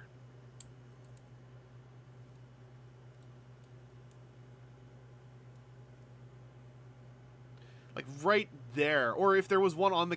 Yo! Because this comes off. I wonder if you could like replace this with one that has a 5mm port in it.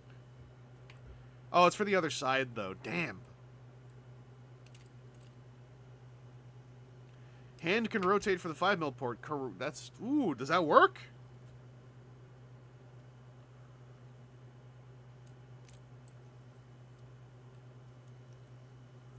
Hang on, hang on. Ugh.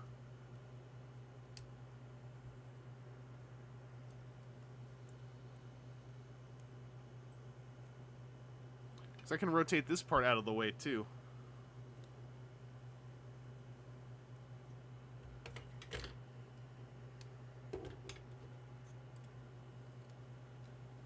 Oh, you scum!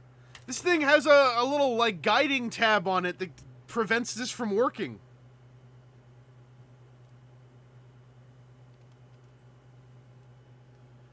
Okay, it wouldn't line up perfectly either, but...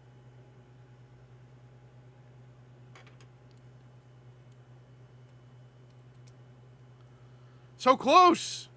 There's a, like, the fact that you could do this means that one could design a sidecar to just, like, plug on there.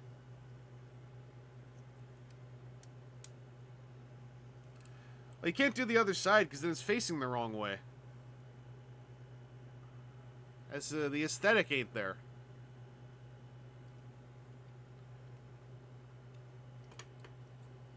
I mean, I guess you can do the other side. It's, you know, the aesthetics, though.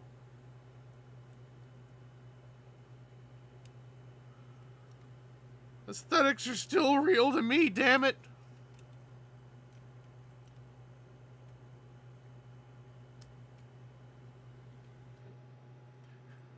Who's got time for that? Here's the other thing, is it does make the sidecar... it's a little bit too high. Just a... This is like dangling sidecar. So yeah, you kinda can. If it's backwards. Oh yeah, we're not gonna get it from like DNA Design, but like surely some enterprising person with a 3D printer, so I don't have to get one.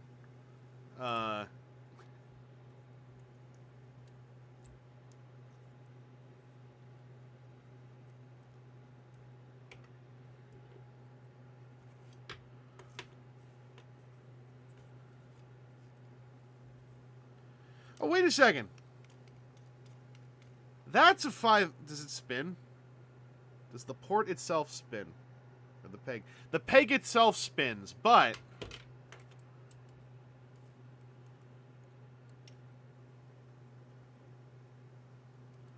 I mean, technically that means it's just a thing hanging off the side now, but...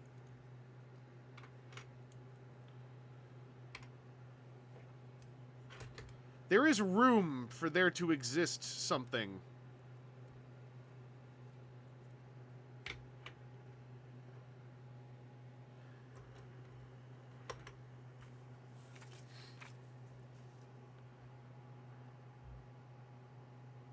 Yeah, well, the old upgrade kits, it's what, because those toy lines, like Prime was a main line, right? It had toys that were collector brain in thought, you know, the 6040. And now the only people who do, like, kits are, like, there's DNA Design, and then there's people who print out gap fillers, and then there's non-F. So I guess that means we all just slowly turn and look at non-F. I don't want to slowly turn and look at non-F though. Non-F's got enough stuff going on. Non-F is busy. Everyone turning to look at non-F going like, sidecar? I don't remember if non-F was watching or not, but hopefully that's a jump scare in the VOD, if so.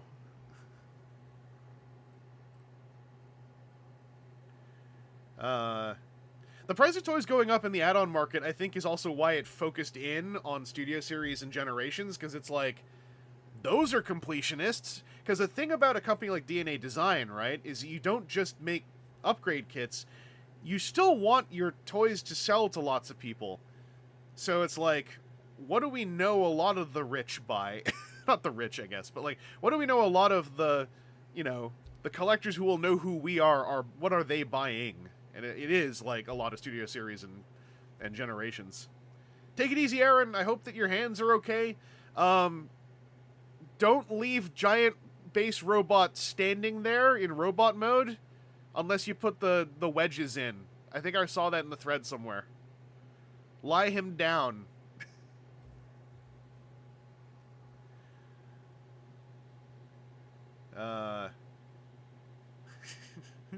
Yelling about paddles. Anyway, no Terrans left behind. No Terrans left behind! We got one more. We got Jawbreaker, whose name I remember because it's written right here clearly for me. Oh, the wedges coming out is what hurt the hands. Damn.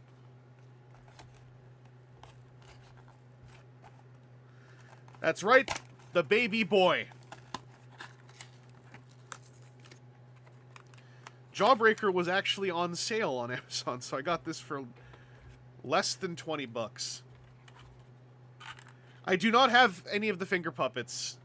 I would like a finger puppet, but I don't want to pay money for it. If that makes any sense.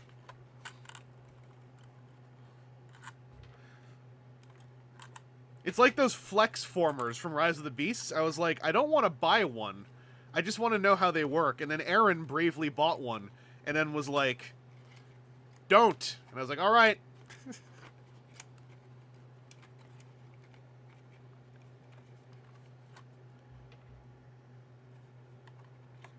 There we go.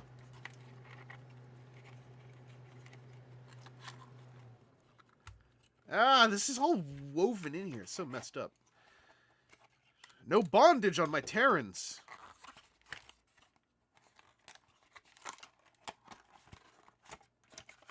Yeah, the finger puppets, I'm like, I think they're neat. It's just that I want to buy one of those for like $4 Canadian, right?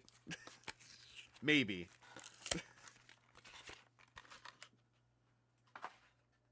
I don't want them to be a purchase I have to think about, if that makes any sense.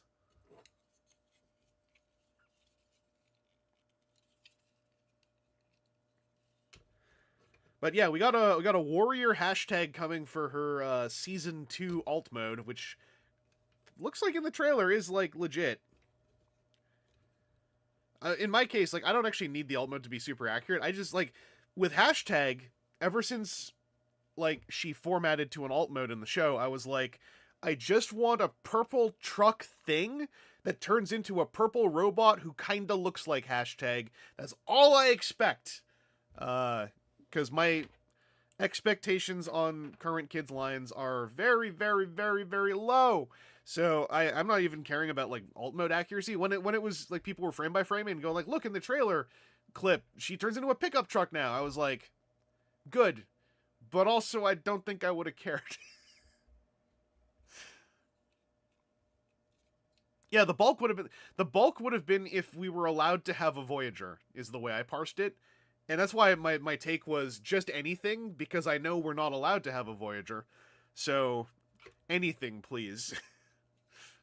Weird Al Cosmos. Probably a one-step, but it's probably... Did they make a Cyberverse Cosmos one-step? I don't even remember. Yeah, I would love it if the Terrans could, like, cross over to Legacy or whatever is Legacy later. Like... Just do it now. Just do the...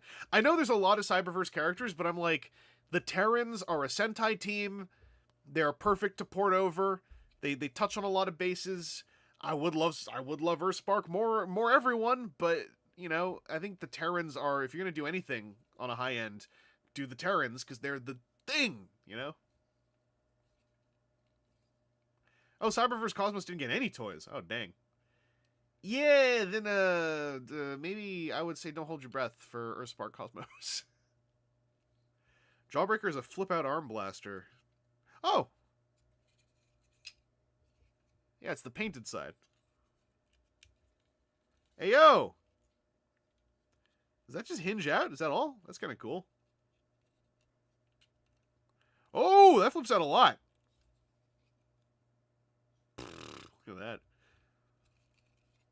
Yet another child with a gun.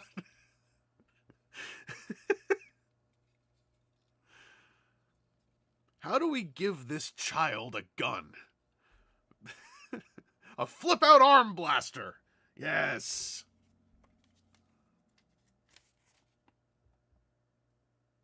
Dang. Yeah, it's all right there. Oh, does this, like, clip in? No. Okay, it just comes out like this and then does that. Okay. I finally picked an alt mode. Also, I have a gun! The one who doesn't like fighting. Dad, what's this? I got really angry and this thing grew out of me. What is this? Oh, son, that's your built-in gun in your arm.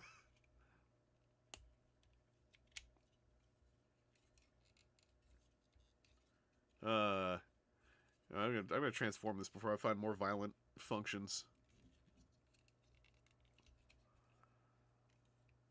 We got a peg and a hole. Hello.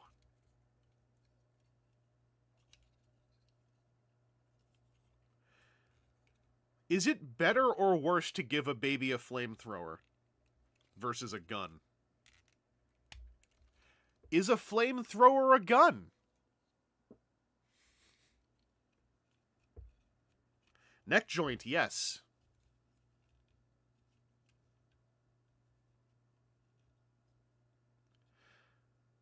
Oh, Cypher, I think I know someone who has the Earthspark game and they said it's rank and kind of garbo.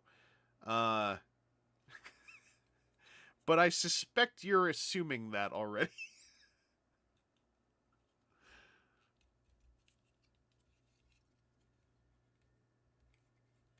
I'm sure it's not great. Yeah.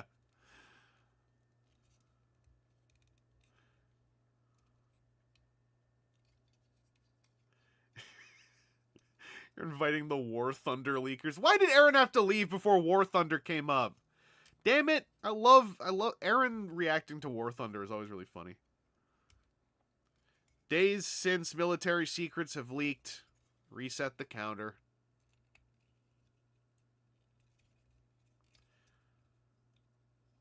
Oh, Timu says that the game is 30% off on Steam right now. I forgot the game was on Steam. Oh, also, his head rotates around for the transformation. His ears become his nipples.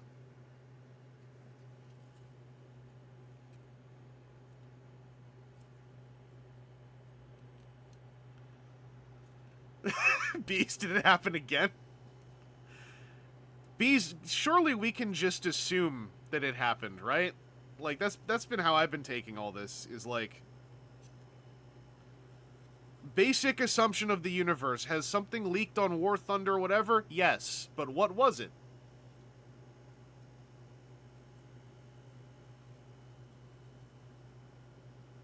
Tonbot, I'm not gonna I'm not showing you all my ear nipples for free.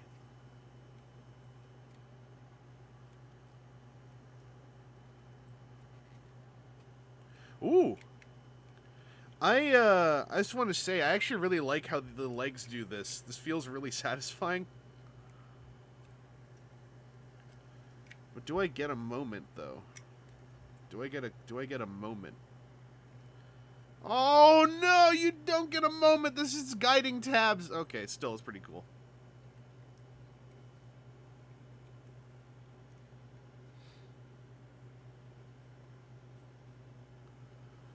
We head button. Just enough articulation to go from peace to war. Peace mode. War mode. It definitely clicks in. Okay, okay.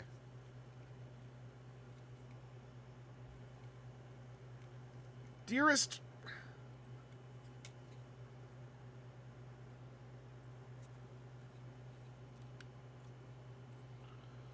think I'll do these arms last, maybe. Get them out of the way.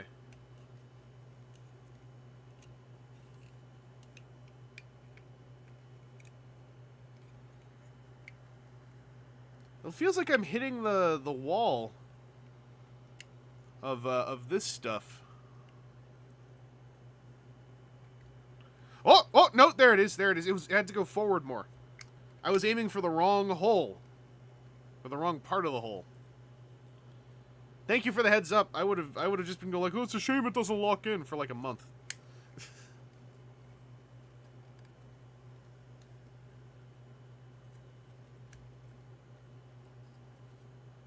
Also, you don't have to peg the legs in, or you don't have to put that peg into that hole on either side, and that gives you a little bit more leg articulation.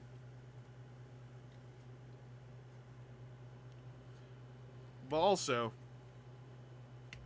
why not peg both of them in so you can just, like, go, like, peace mode, war mode. Rub it for luck. Yeah, Tombach, quote me on that. Happens to the best of us. Can we use the gun in this mode at all? I don't think so, but...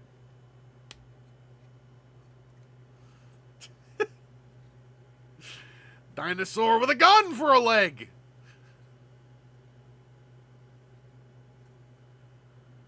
Oh, look, the ball sockets these are on, they actually have a little bit of in and out, too. So you can look eager, like an eager young intern.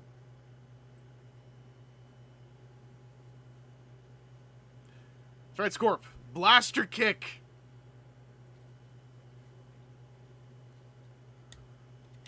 Peace mode is also Screonk mode. You have to really lean back and open up the pipes to get a good roar going. Yeah, this is 80s Grimlock mode.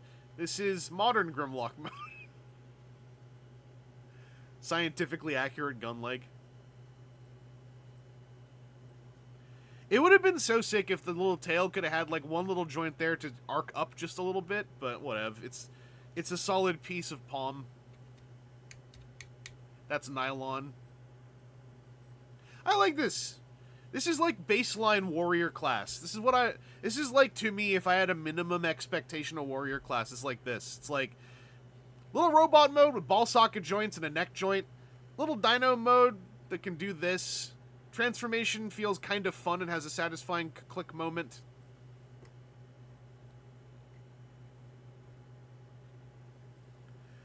Oh, how long before Grimlock gets feathers? Apparently never.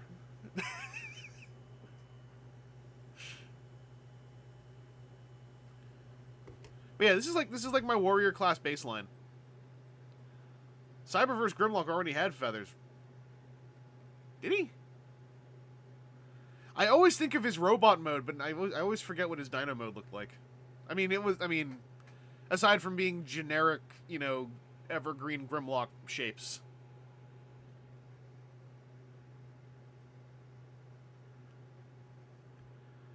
I still want feathers on a Dinobot to give Dinobot more, like... Especially, imagine if Dinobot 2 had Transmetal 2 knife feathers.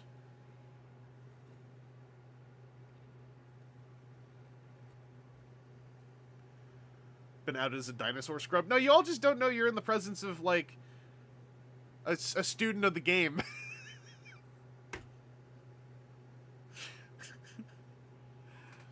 Why do I always... the moment that anyone remotely related to paleontology shows up, I always fixate on them and then start crafting monomyth around them.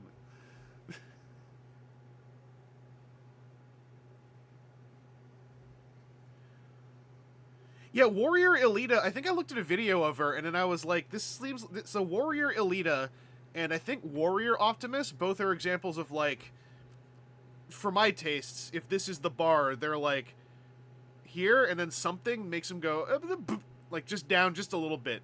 Just to the part where I'm like, I don't want to pay like after tax about $25 for those. Eric, stop making fanfic of people you meet. No! You can't stop me!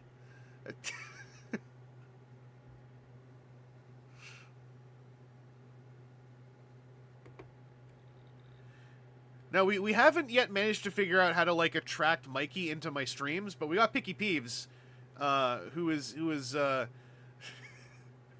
is very annoying of me to say, but I was about to say, like, same industry, same cartel. Transart and someone else are both doing TM2 Dinobot, if I understood correctly. Yeah, Robot Lorekeeper. It's, yeah, Warriors and Cores. That's a good way to put it. They're basically good until proven rubbish.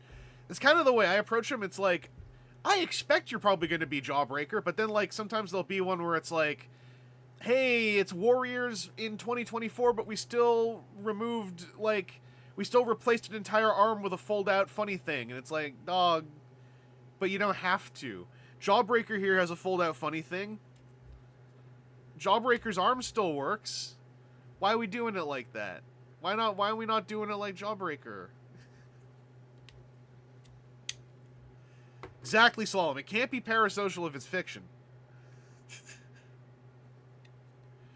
This is also a great example, what I was talking about before, which is how, as adult enthusiasts, one can parse something that is more so made for kids than for you. So with Warrior class toys, I went through this in RID 2015 of kind of having the two extremes interactions where I was like kind of going, there is a gradient that exists. It's just a lot of people glaze right over it. That, like, with the Warrior class in specifically Warrior class for, like, you know, the Cyberverse and Earthspark ones, I guess. RID 2015 was weirder because in RID 2015 Warrior class was sub deluxe, whereas now it has become basic plus, I guess is the way one could put it.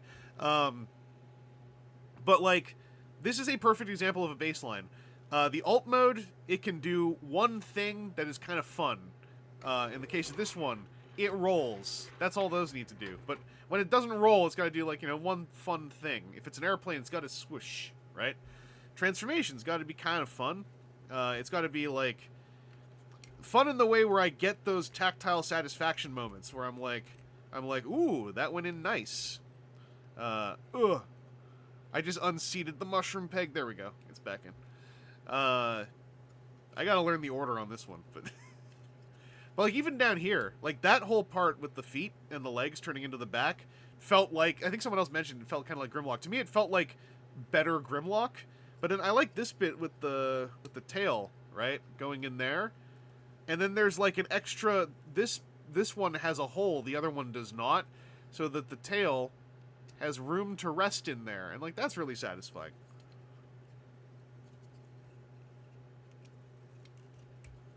You know, and then we folding, you know, we folding still. And, like, we arrive, right?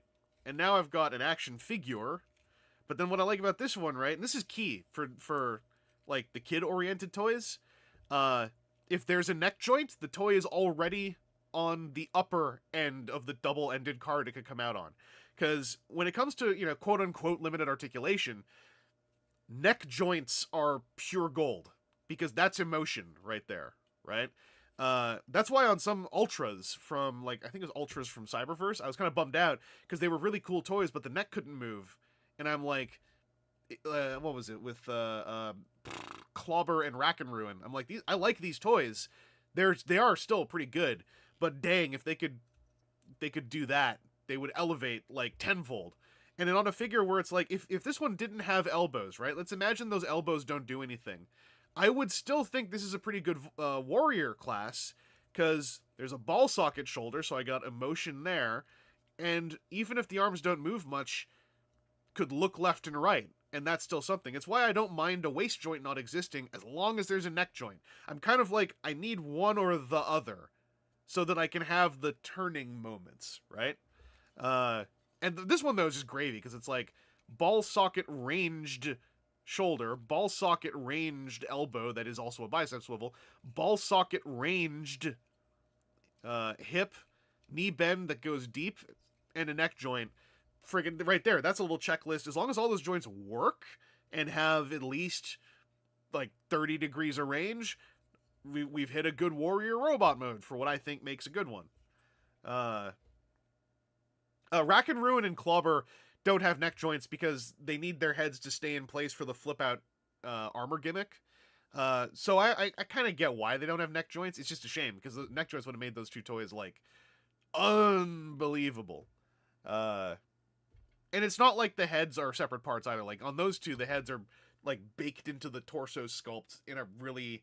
You'd have to get out like a modeling saw to like saw the head out, right? You couldn't just like pop it out. Yeah, hashtag be like Jawbreaker in general, in life. Deluxe Jawbreaker would probably fold these up and have a back, I guess.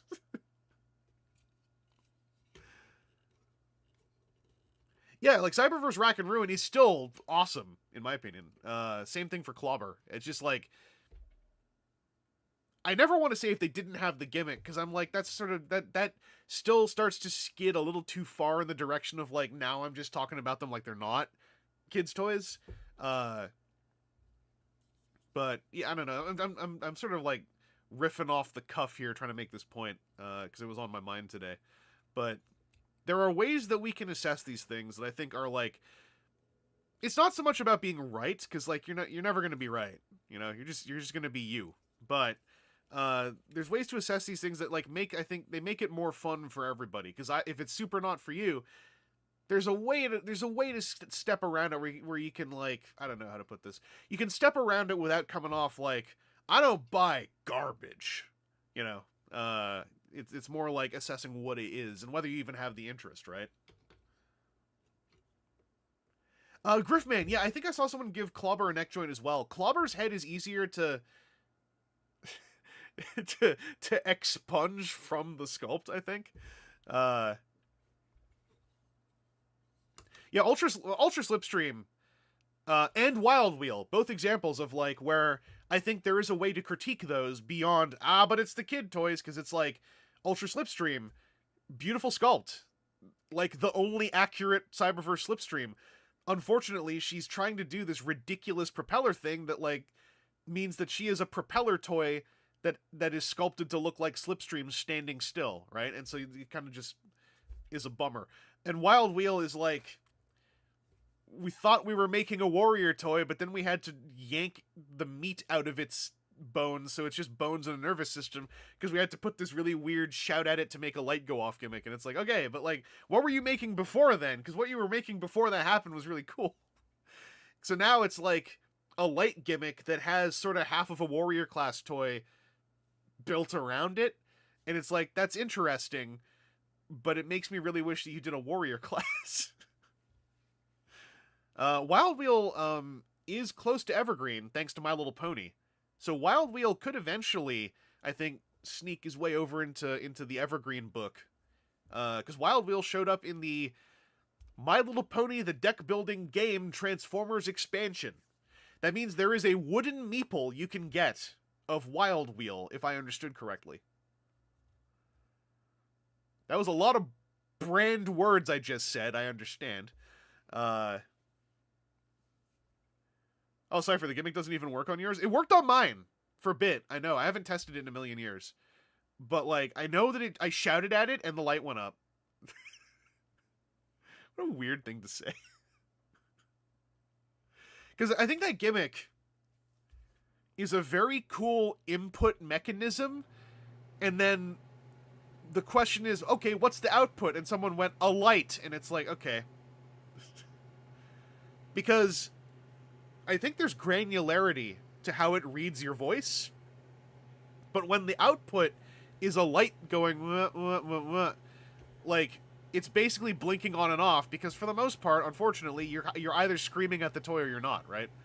Oh yeah, the colors of the plastic. That also is why I think that Wild Wheel was, like, not really meant entirely to have the light in it, at least at some point in its development. Because, yeah, the plastic color eats light as well. But But yeah, Mimicry, Sideswipe Prime, yes, that means that we should be getting Legacy My Little Pony the Deck Building Game Universe Wild Wheel, please. How do you give Lugnut a neck? You cut. You glue in a Gunpla ball joint. you glue in a Gunpla ball socket. And you go put it back on, and then you hope that you don't break the glue. But yeah, I'm gonna turn these into robots. That's how it closes. I'm gonna turn the Terrans into robots. Chromia is just gonna chill. You can't even see Chromia. What up? It's me. First, you take the knees from Armada Unicron. The sad part is we are actually on the cusp of Armada Unicron crotch and knees and parts not being funny to people anymore. But it's on the back of something kind of good, which is that, like, the scummier end of that scene was that was holding down a lot of really good customizers, I think. That's a chapter that ended, like, before 2011, I think. So it's kind of like, I'm okay that people don't understand the reference anymore, because it wasn't, in the end, it was a reference to some people who were unpleasant to deal with in the fandom. So their absence, it's a price I'd pay for their absence. Once upon a time, I'm going to tell a story. Once upon a time, we got a toy called Armada Unicron, and it was brand new. And its big thing was it was the biggest ratcheted set of legs that you could get that were Transformers looking. So, there was a period where everybody that was ever trying to make some kind of, like, usually combiners, right, as customs, which is, especially when Unicron started to go on clearance places, because this was, you know, a mainline Transformer. So eventually Unicron went on liquidation. And had, you know, it came out again the next year in black and green, right? So it became a thing where commonly you would see custom Transformers that happened to have Unicron crotches. Usually if it was a combiner, that was like the combiner waistline was a Unicron crotch, Unicron knees, etc. There was once a customizer who tried to industrialize this into an entire business of producing a handful of custom Transformers over and over again that had Unicron crotch pieces. But it was like, this is my fancy Devastator, and I'm mass producing it. It is like, you know, $1,000 per copy. And then it came to light that, you know, the customizer in question had a, what you could call catastrophic amount of hubris. You put that on the forearm. Became a whole thing. The whole custom sub forum on TFW became kind of like, you know, this guy and his followers versus the rest of the customizers.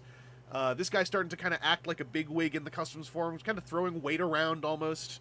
There was the famous quote, "Millions, baby, millions." Yeah, my fancy Devastator is the hottest anime of 2015 you've never seen. Catastrophic Hubris is my combiner OC. And eventually, yeah, the whole thing fell apart, in part because this customizer kept taking commissions and then just kept making more of the same custom to sell on eBay, and eventually it all turned into a calamitous thing of, like, I don't even know how many people saying, like, I paid this guy for commission custom a decade ago or whatever. You know, it wasn't a decade, I don't think, but, like, it was it's a whole thing. It was the entire notion of an artist taking too many commissions combined with that artist becoming a hubris-loaded producer of one custom over and over again, not in the kind of cool renegade, you know, art toy way, but more in the, like, you sound like you want to be a company kind of way. Anyway, the upside is nobody knows what you mean when you say Unicron crotch anymore, because that whole chapter ended and customizers can just make what they like now.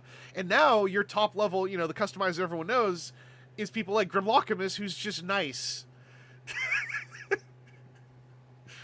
Like, this customizer, when you got one of the Fancy Pants copies, right, of the Fancy Pants, whatever it was, you'd get these little there was this constant like advertising and this chest out statement of like, I use a special blend of unbreakable paint.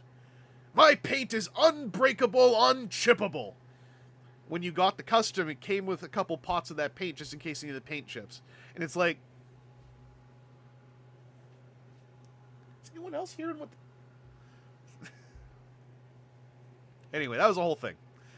Mimicry, I was there. I know exactly what you're talking about. Yeah.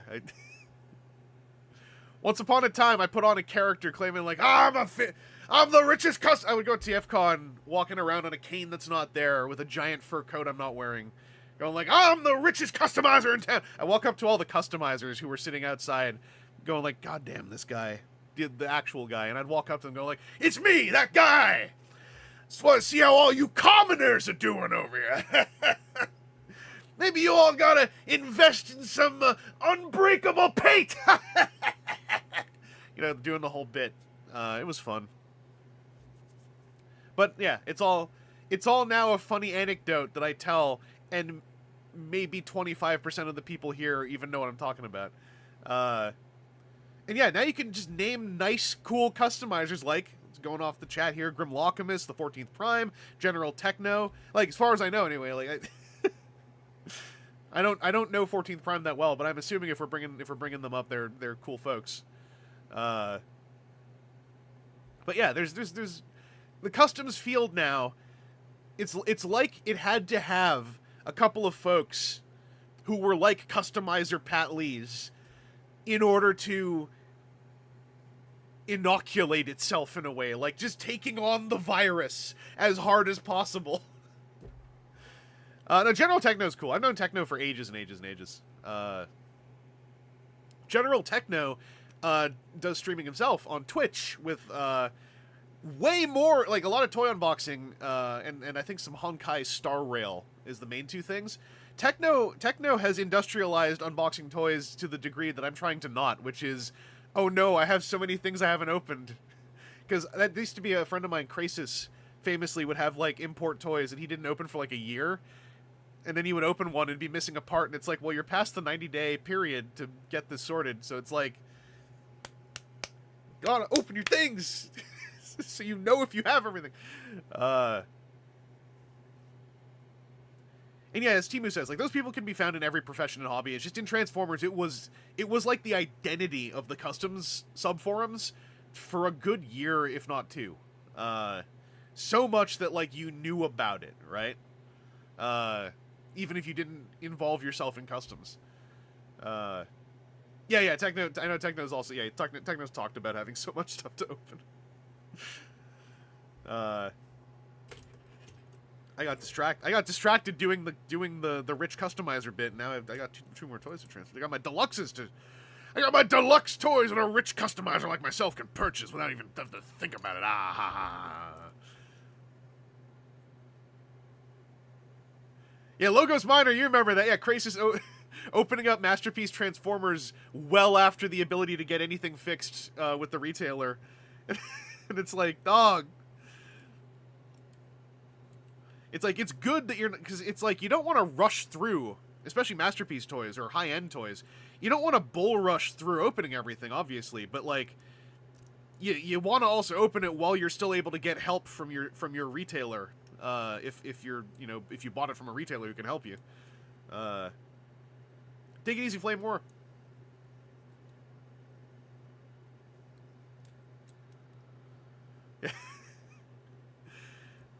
I think the thing we all got to do is we all just got to be nice to Techno and just go like, don't worry about it. We're here to help. We're here to help you get those toys open.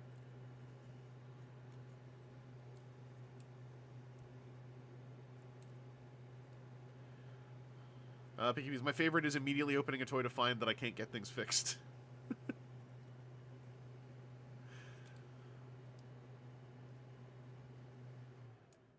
Oh, Cypher, you got a wiki pick going for Nightshade. Hell yeah. Cypher, by the way, participating in hashtag May the Accountability with you, which we're doing over on Blue Sky primarily. Every Friday, especially, you know, every Friday when someone else, like V-Rider, reminds me on the Friday, like, hey, did you do this? trying to make use of that hashtag just to do like a very positive, casual accountability check-in of just like, hey, every Friday, if you want, use the hashtag. If you want, just post whatever you got going on. You don't have to have anything finished. Don't have to have any grand designs. It's just to all have like a group check-in, basically. And I think it's really fun. Like someone taking part in that has been like posting a Flame Toys Devastator model kit that they repainted into G2 colors, and it looks sharp as F. Like, it looks friggin' cool. I should go. When I'm done with this, I'll go crack the hashtag open, go take a look on Blue Sky. I'll show you some of that stuff. But any of you here, if you want to participate, like, please feel free. I was saying that because Cypher has, if I remember right, primarily you've been sharing like stuff you've been taking photos of for the wiki. Because there's plenty of just like weird little things that don't have original photos on the wiki, and it's like every time you do one, you're filling in one more little hole in the brick wall.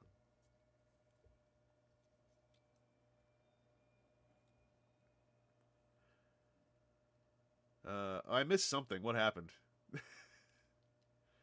PKPs. My 07 Autobot came with a ratchet with an incomplete hip ball. It was just like part of a ball?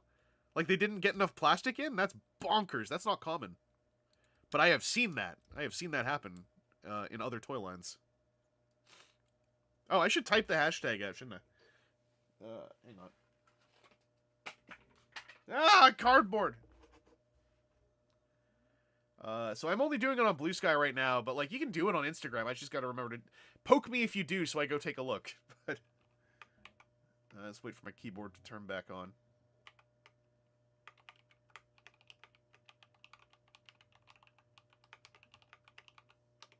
There it is.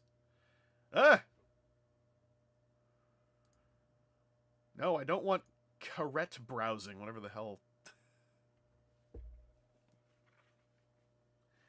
Ace these are the new wave. I don't know what the waves are for Earthspark, but I believe this is new. This is the one that shipped with the checkpoint-looking Rodimus that they're calling Prowl.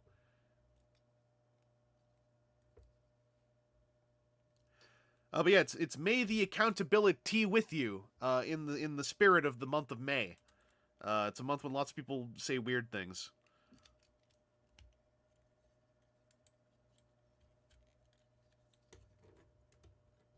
Oh yeah, we didn't do the side-by-side on the robot modes. Here you go.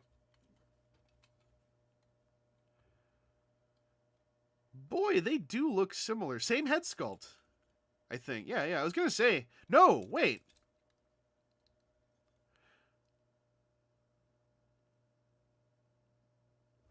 Wait a second.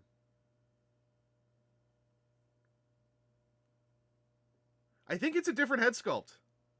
It's probably the same CAD, but there's like very small marking differences on the side. Also, this one is mushroom pegged in, this one's on a ball joint. So at the very least, it's the same CAD, but not the same piece. Okay, yeah, probably using the same CADs. Yeah, there's like little micro differences.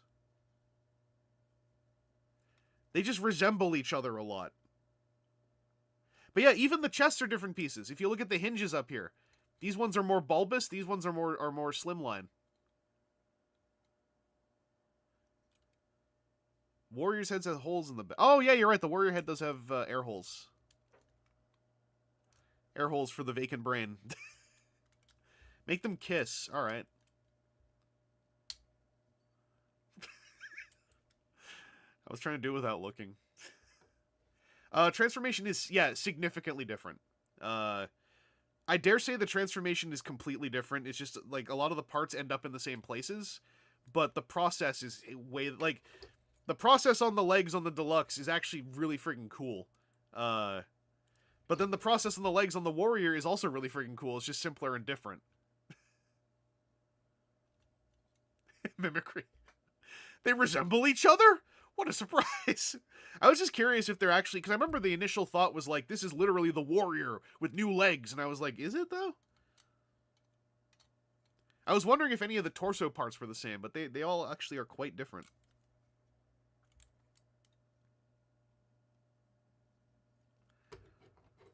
Anyway, kissing.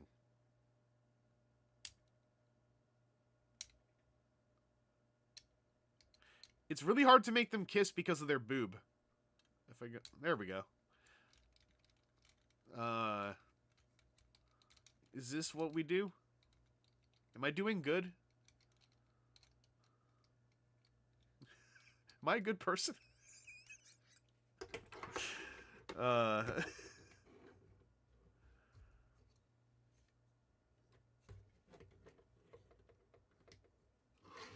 I was watching the show, my girlfriend thought his name was Trash. Jesus.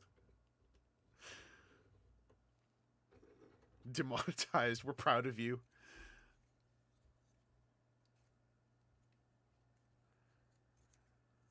I don't know why, but am I a good person is like one of the funniest questions in the world you can ever ask people. I have no explanation why. It's just, to me, it's like, it's peak comedy. If you do something and you look out at a crowd and you're like, am I a good person? Or you just say, I'm a good person! Something about that really works for me.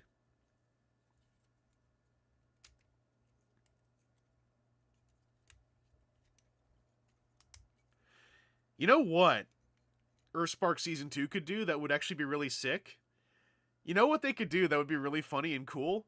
In Season 2, just make Twitch this tall. Just some arbitrary thing. Oh, the Earth cauldron of the all sparking magna field. What the hell is this? I missed this. Anyway, the primes has made Twitch grow. And so just make this accurate.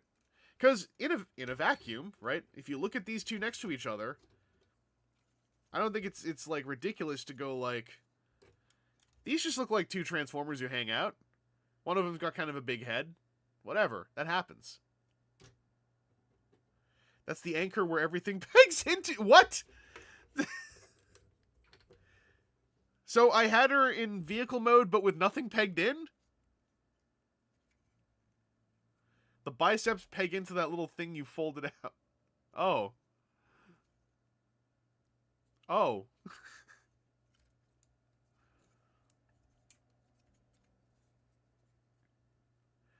I think it'd just be really funny. Like, they're not horribly out of scale, but it would be really funny to have like this one just intensely fandom knowing thing where Twitch grows by like 10% specifically to be deluxe scale with Thrash. And then they all look at the audience for like 1 second and then we just cut to another scene.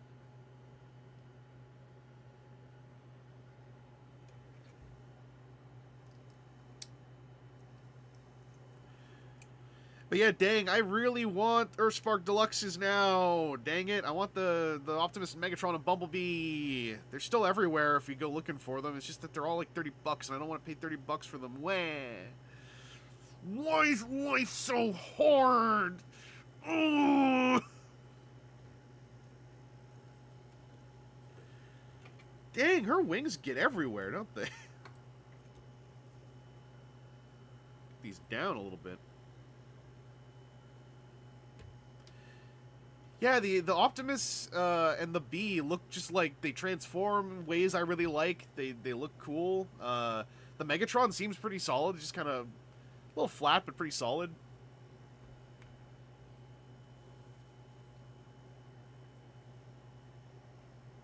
But yeah, they're so everywhere that like I don't want to pay MSRP for them because they're everywhere. Why can't... It's been, like, what, a year? 2 years? Maybe? I don't remember what year they came out, but it's been so long. I'm like, why are they not on sale yet? So when I saw this one on sale, I was like, finally, my day has come! Tonbon, I got Earthspark Deluxe Prime for $1. Something, something, it should have been me! Something, something, whatever the thing is.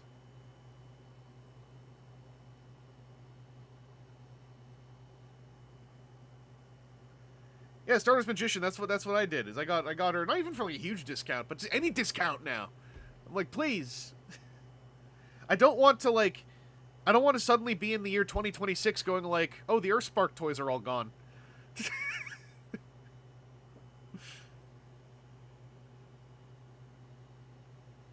Yeah, the Orange Man. That's also why I can't buy them at MSRP now. I've waited this long. I would feel like a fool. I have to turn this into the long gamble now. This is the kind of talk that made it take 5 years for me to get Siege Ironhide. 7 years to get Siege Ironhide. But I got him. He's still here. Good toy. Good toy. Had every version of him except this one. Somehow I like this one the most. I think because it took me the longest. Exactly. V-Rider. If I buy them at MSRP now after so long, they win.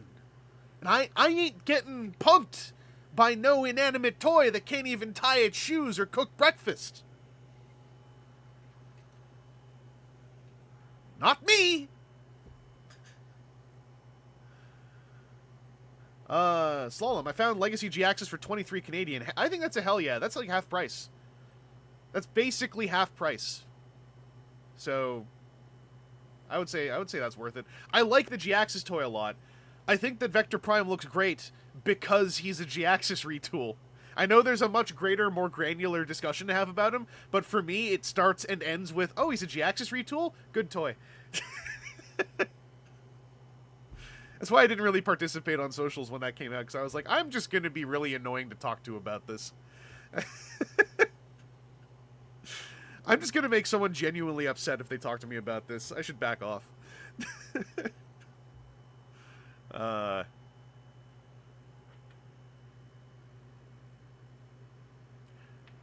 We're not done yet. First off, Terran family shot. Now that we got all of the ones you can get that are not finger puppets.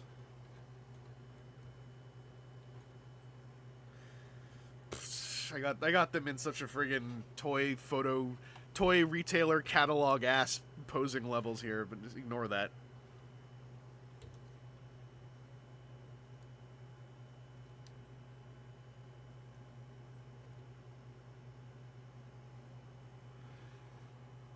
Yeah, like the Vector Prime legs being a problem for some folks is absolutely fine and valid. I didn't want to like jump in while people were talking about it, because what I would have said was, no, they're perfect because they're G-Axis's legs, which are perfect legs. If they were someone else's wrong legs, then maybe, but like, you know, you put G-Axis's legs on anybody, that just makes the toy better. Yeah, Thrash and Thrash 2. Famous Earthspark character, Thrash 2. I can't fit them all in the webcam shot. This is so... I have to put her in the back because of her wings. Like, Nightshade's wings, they got ones that are just, like, nice and chilling out here. You know, you can fold them up. They're nice and, you know, they're in one direction. Twitch has, like, wings and then other wings sticking out everywhere. Like, yeah. Anyway, I'm going to be back in 1 minute. Count me. Maybe less. Android!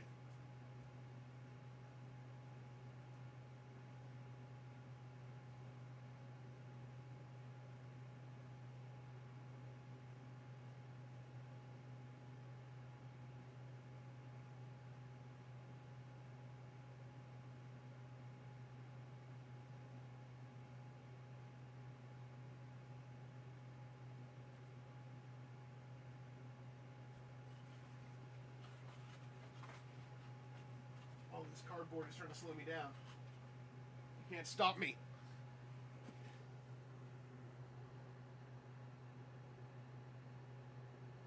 We back. I found Mandroid's parts.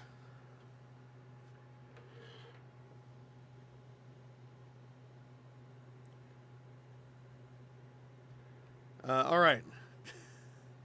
How the hell does this work? Oh! So these bits slot in here first. They planned this.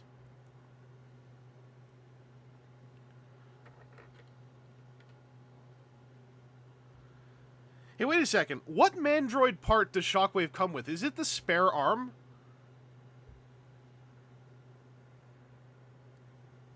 Because then I can just wait for years on Shockwave as long as I have an arm. Alt arm?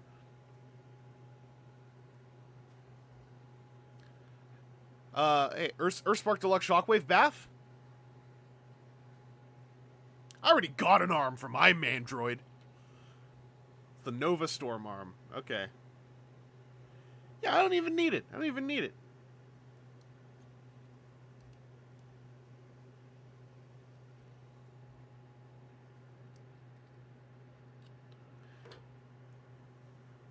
This is this is pinned in, but it has a little bit of wiggle.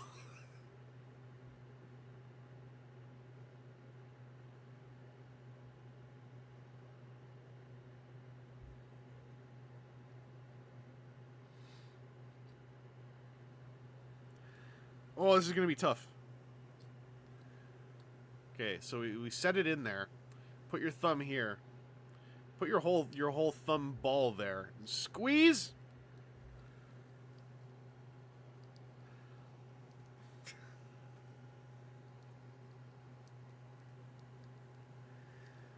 Emperor Nova, you ever think about how the Nova Storm Bath arm is the most accurate piece of Earthspark Seeker tooling to date? God damn, you're right.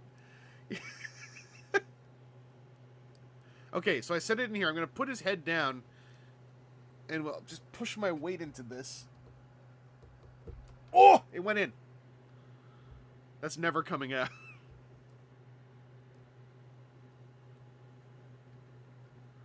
Alright, there we go.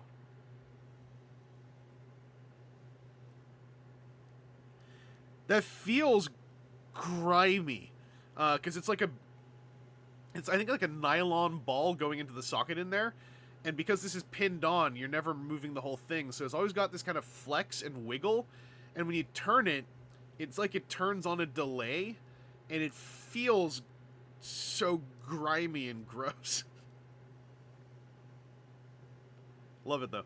So yeah, this is basically a complete Mandroid. Because now he can walk around, right, on the little legs.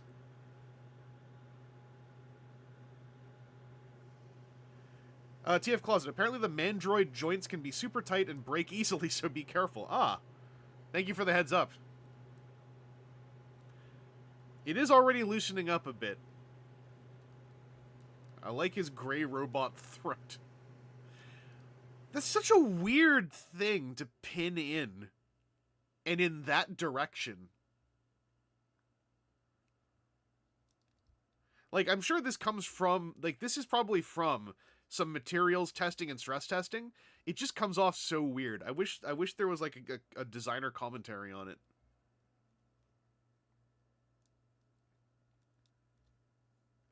Yeah, I have, because my Mandroid parts for so long were just this torso, I had a specific table it shouldn't be sitting on that I would always keep it on so I knew where it was. And then when I got Twitch, I was like, oh, I hope Twitch comes with a part that actually will stick on here. Surely it's the torso. And when I first saw the backpack, I was worried. But then I was like, no, this is great. Because imagine if I bought Twitch a million years ago, and I just had this disparate head and whatever that couldn't connect together. That's also why Nightshade, best character, they come with the core of the Mandroid. So, there you go. But yeah, there we go. Earthspark. Suddenly I have an Earthspark toy collection. So hyped. Took so long. Says what Prime. Imagine buying only Twitch. Couldn't be me.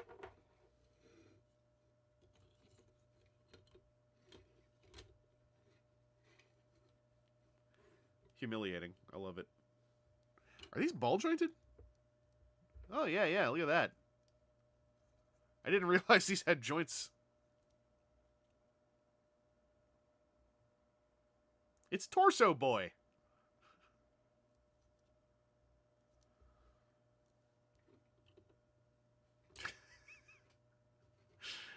Imagine if this had been the finale of Season 1. I don't know what the context would do. Oh, no, wait, no, sorry. Hang on. No, wait.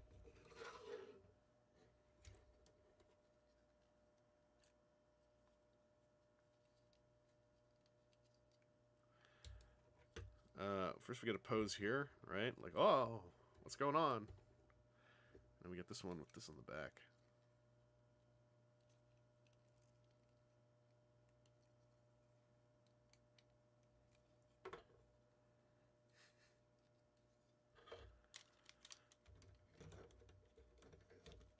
Imagine if this had been the finale of season 1.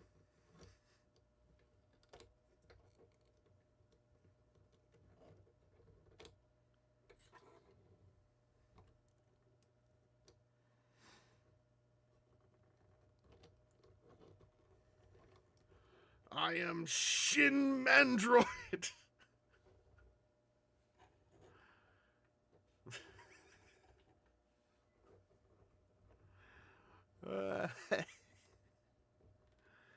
Is this the part where it's like I should consider that I should maybe eat some food?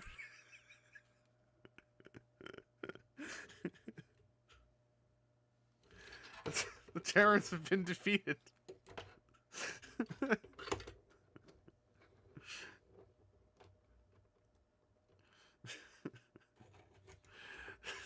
Thrash 2? You were Mandroid this whole time? It's me! You never guessed somehow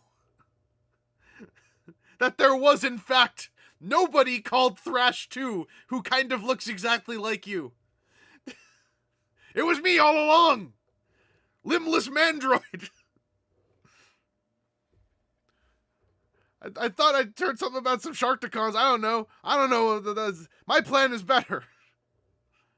I'm mostly just kind of shocked and a little disgusted how good this looks in the camera.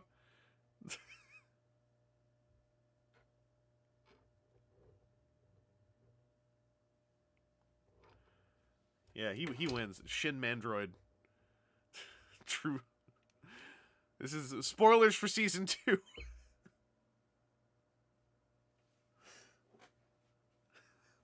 It was me, Barry.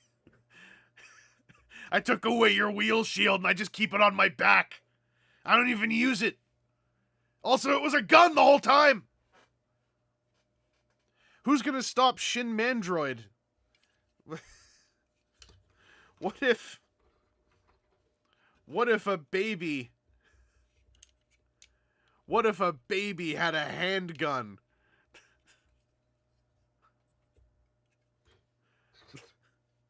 Who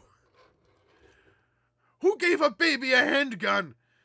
Children shouldn't know about death, especially not babies. I don't comprehend mortality. Ah! Oh no! I comprehend mortality.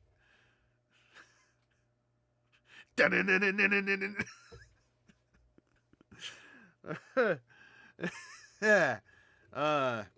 Anyway. I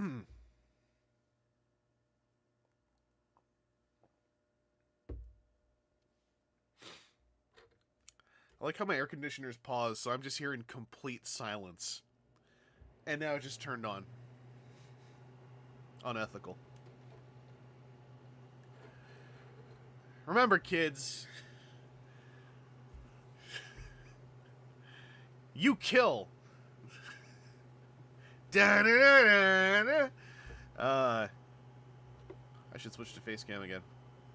Did I have anything else I wanted to talk about here? Did I have anything else in the browser I wanted to talk about?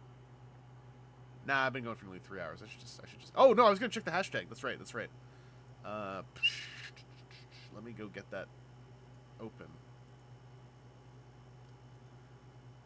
Flash banged by a close up of my own donuts. Dang, Ophinet's just going at the Hot Wheels Optimus. It's already dead. Don't do this. It's a Mattel collector piece. It's gonna go on clearance in 6 months. Where was the hashtag posting? Oh, I'd have to go all the way back to... Oh, man. Where's my keyboard? Ugh.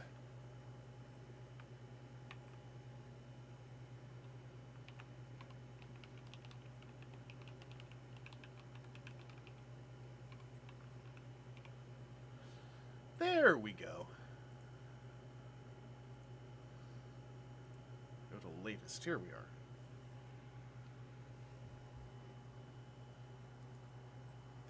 With me no longer wanting to be super friendly to RoboSense stuff, the way I always would stand up for it, because objectively it's kind of cool robotics stuff, but I've decided that I don't want to stick up for it anymore, because, you know, they're big kids now, they've got 3 pieces out, they can figure this out. My new thing I'm going to stick up for, annoyingly, is going to be Hot Wheels Optimus Prime, I've decided. I think everyone is being super mean to a very interesting toy that just happens to cost way too much money. Which is basically... You know what? Hot Wheels Optimus Prime, more justifiable metric of cash spending for a toy collector than a RoboSen robot. Yeah, I mean, I never had, like, enthusiasm. I still think it's neat stuff. It's just, like... For a while, I had an image I built up in my head of RoboSen as, like, this plucky, you know, kind of eccentric robotics company, and...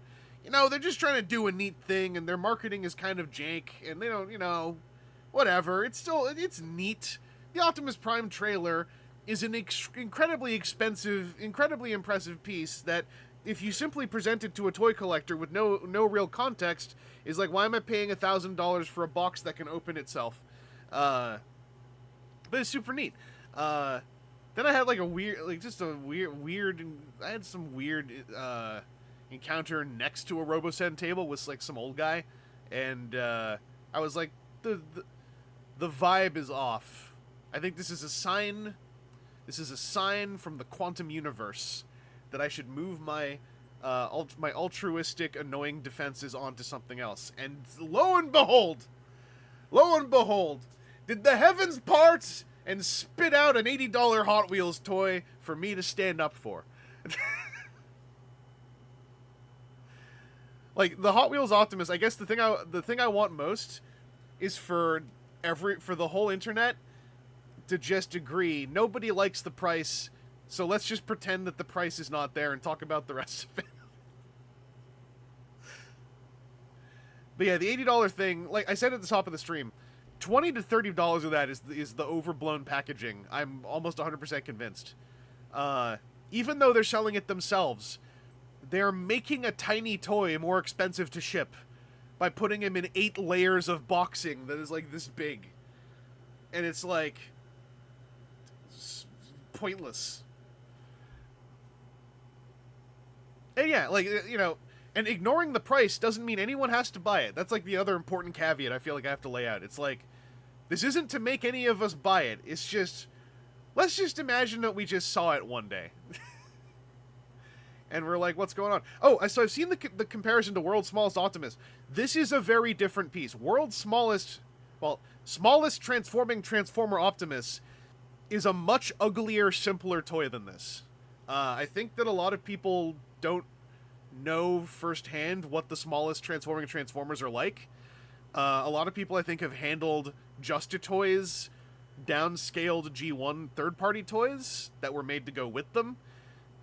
Smallest Transforming Transformers are, like, mid-tier candy toys with a glossy finish. Like, they are tiny, flat, and kind of ugly.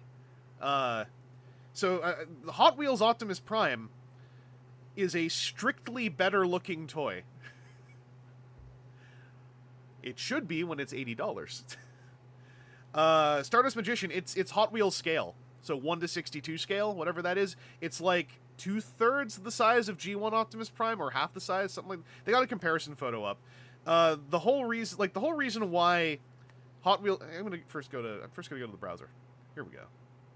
But just to bring up a picture of it, since I'm already on the topic, where'd he go? So the whole reason why this thing can't be like $10 is because it is a bunch of like, apparently colored metal pieces around moving parts that I am just going to assume don't strip themselves apart when you move the moving parts. We're just going to assume that. So this has to be a toleranced, transformable little action figure toy with elbows and a neck joint. He seems to have a neck joint. So he can't be $10. he should be somewhere between like 30 to 50 bucks, depending on the finish. I don't know a lot about the finish, about whatever the Electrum Red, whatever. Bees was telling me apparently that this is like, the metal is this color. It's not painted red. It's like the metal has been like electrically made this color or something. So let's just ignore the $80. Let's just ignore the $80.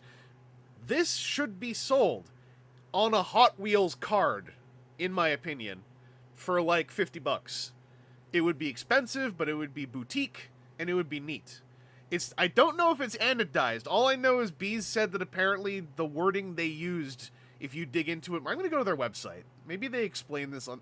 Maybe the problem is I'm only looking at reports of this, and I'm not looking at the actual website. Okay. Ignore that number. Just ignore that number. Okay.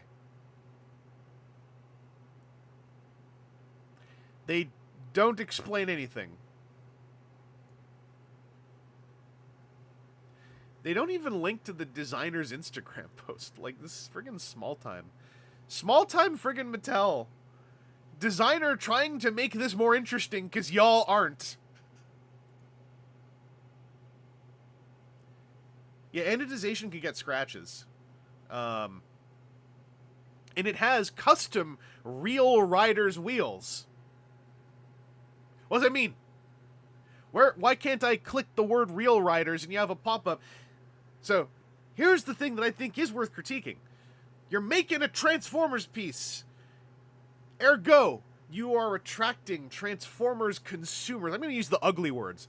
You are attracting Transformers brand consumers towards the Hot Wheels brand to consume the new content of your Hot Wheels brand in collaboration with the Transformers brand. So, you might consider that, like, the Transformers people coming in here have no idea what this is highlighting on screen. I can't tell. Okay, it is. They got no idea what any of this means. What's a Spectraflame? What's Zamak? What are real riders wheels? I know what diecast is. I know what Optimus Prime is. Okay, Emperor Nova. So, according to the Hot Wheels wiki, something that could have been written here. Spectraflame manufacturing process involves a shiny vacuum metallized finish covered in a semi-transparent water-based lacquer. So, not like Vac Metal Chrome. Not like Vac Metal Chrome. Water-based lacquer. So, that is interesting. That means that it is a vac metallic finish, but then a lacquer coating put over top. So ideally that means this has a gloss top coat of sorts. Okay, yeah, Marindex, colored metal ain't it, but like this makes way more sense to me. So no, this isn't the worst of both worlds, because vac metal chips off. If the lacquer coating is what they're describing, and I'm gonna make again assumptions on the positive end, then that means that they've done a factory level gloss top coating, which is probably why this looks so shiny. And if it's a good gloss top coating, that should mean the paint should be play durable, because gloss top coats are more durable than matte top coats when you go to the water-based stuff. I am assuming Spectraflame is a gimmick they've launched already, so now what we need is we need to find a Hot Wheels collector, and we need to bait them into a box so we can pin them down and ask them some questions. Also, Sideswipe Prime mentioning, Zamak is just die-cast metal. So, okay, messaging again. Why are we saying body type Zamak base die-cast chassis? Why don't we just say Zamak parentheses die-cast and then say Zamak parentheses die-cast chassis? Damn it!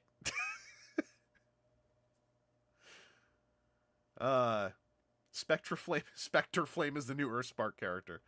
Not so Alex. Hey guys, just failed my last project for college. I'm so sorry. Hopefully we can raise your spirits by figuring out how this Hot Wheels Optimus works. Simeon's going, getting in the same room as a Hot Wheels collector, pinning them down will have to be your job. I'm not doing that. Why am I doing the dangerous job? That's like saying, hey, I can bait a bear into a room for you, but then you're on your own. That just means you're trying to kill me. I can lock you in a room with an angry jaguar.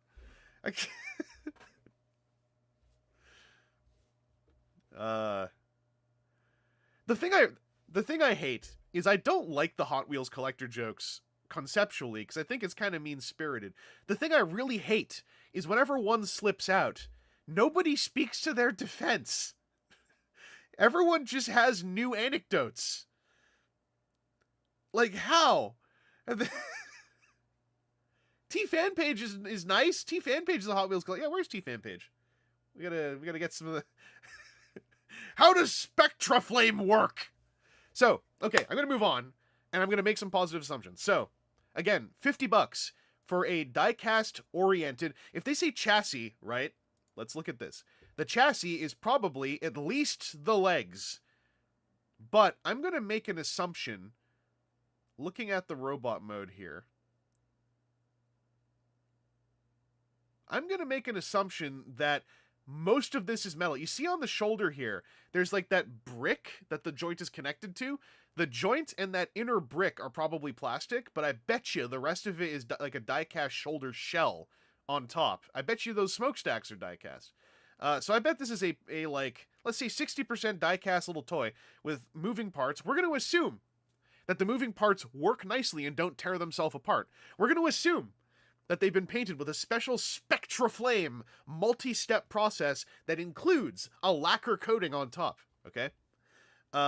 This also has separating fists and a gun, so that's some accessories. It looks like it has a neck joint in the photos. I can't tell from that rear view.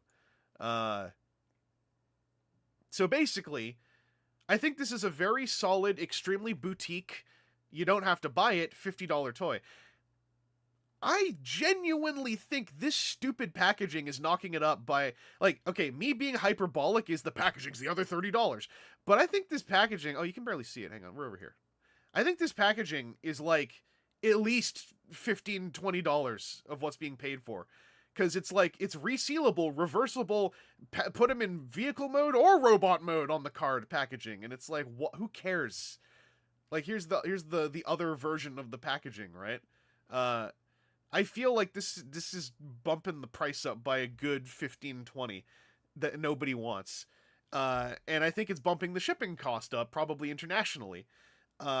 V-Rider, I'm also a sucker for cool, dumb boxes, don't get me wrong. But I think this box is a direct hindrance to everyone's enjoyment of the piece.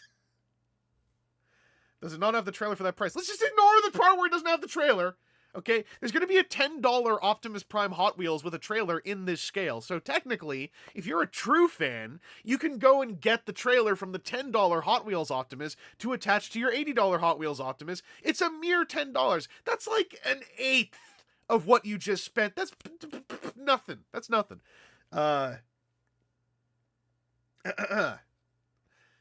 So yeah, they have a trailer. It's just it's with a different. You know what? Just like your precious missing link Optimus, if you want the trailer, you got to go buy a second one. Timu Canadian also, that is a joke, but also that's true. No /S. It's true though. Every Mattel creation packaging is kind of amazing. If they didn't cost any money, they'd be so freaking cool. The Mimicry, the trailer Optimus is his own toy shipping in his own cases, so I think there's a decent chance he just exists. It's the Bumblebee, who is a one per case among many other one per cases in some Hot Wheels assortment where bees looked this up, and apparently it's terrifying. The Bumblebee is the one I think that's going to actually cost money to get. By cheapening the...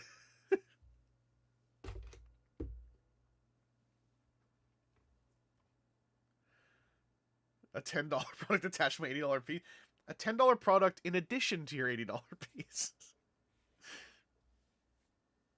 Oh, yeah, WaveSign. I'm with WaveSign. quote, the Walmart shelves are going to be flooded by non-converting Hot Wheels Optimus. That thing's going to be everywhere.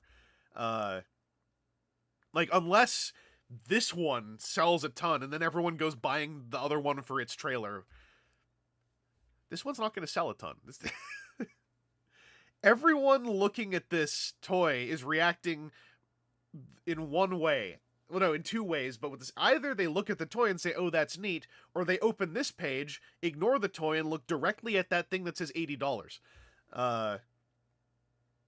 So I think, like I said, this thing is going to be a really interesting, neat, cool, goofy $50 toy with a $30 box that you can't opt out of, and I think that's a bummer. I still wouldn't buy it at $50, but I think $50 is justifiable objectively for this thing. You can just call me Shin Toy Guru. You'll notice that after we replaced my predecessor, three separate Frank Langella Skeletors have come out on the market. That's me, Shin Toy Guru. You'll notice that I convinced one collector to purchase 5 of the $80 Hot Wheels Transformers Optimus Prime. I have just nullified 4 people's complaints. And Toy Guru Shin is my next form. That's when we just make He-Man actually horny. That's when we lean into it even harder. But I'm also saying the $50 thing because I think there's a really good chance this toy just becomes a $50 toy available from Mattel in like a year or less. Because what is it? The Muscle Mommy version of Evil Lynn that they made, again in an overblown her own box thing, wasn't that like on discount and also somewhere between on discount and still available for ages? Like, they have exclusives, but that doesn't mean that they are, like, precious about the price.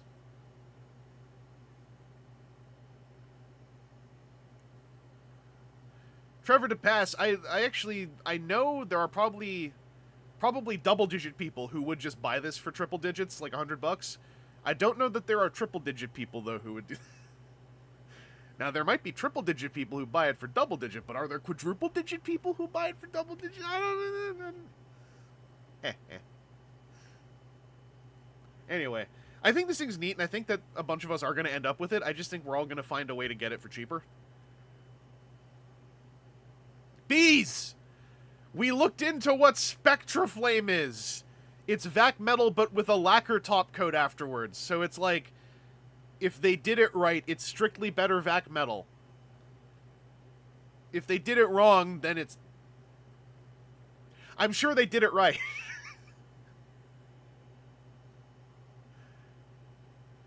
Oh, Simeon Scott, I didn't know Snout Spout sold out. I'm sure this will be... Okay, Snout Spout must have been a better value prop, though. Because, like, basically, Mattel screwed up and didn't get someone like me to have a test shot of this thing to go on and on about how this actually works out to this price. They've left it up to me to make fun of the fact that this thing went past what I would have been cool with it going up to. Waves. Oh yeah, Hot Wheels paint is ridiculously durable because I did a lot of reading. Actually, yeah. So they must do the lacquer job at least, right?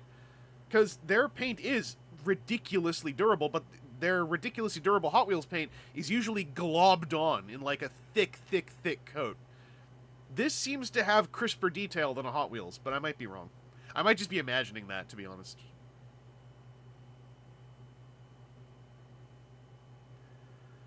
But yeah, the one thing I'll say is this is, for Hot Wheels first and foremost, but they've done so much to make Transformers people look at it, much like Robosen.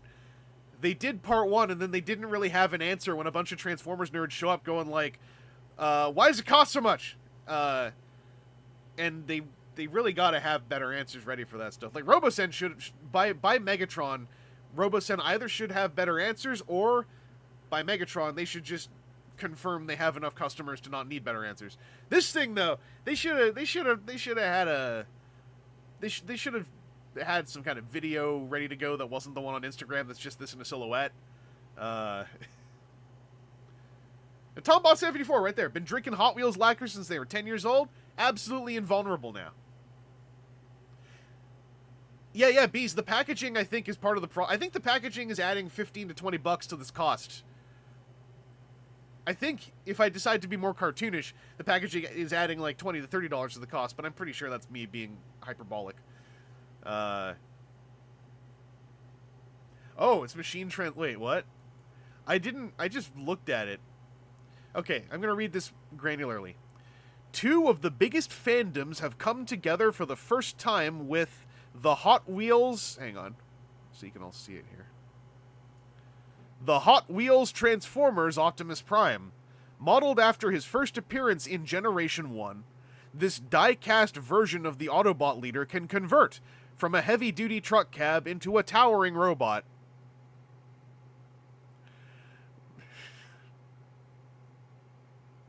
Ready to battle the Decepticons. We even designed the packaging so you could display it in either vehicle or robot mode.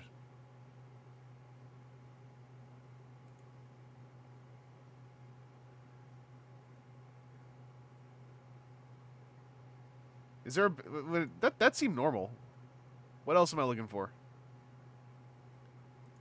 Oh, not that one. The towering part is pretty funny.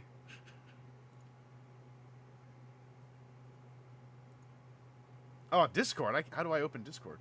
Oh, by the way, here, since I got this page open, I mentioned a bunch of times that, come on, there it is next to G1 Optimus.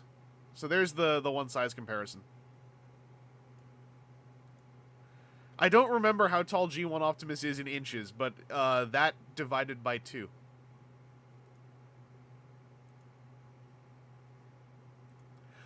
Oh, from the box! Okay, hang on. I can see that on the Mattel website. Yeah. Because it's from the back of the box.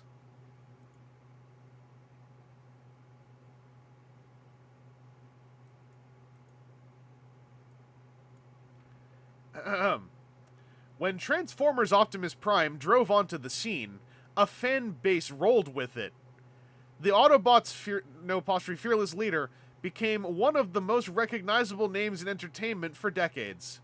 The Optimus Prime G1 hit shelves in 1984, hit the shelves instantly, comma, I'm gonna put in, becoming a huge hit in the toy space for both kids and collectors alike, actual comma, with full transformation from a heavy-duty truck cab into a towering Autobot ready for battle. We're using these words all the time.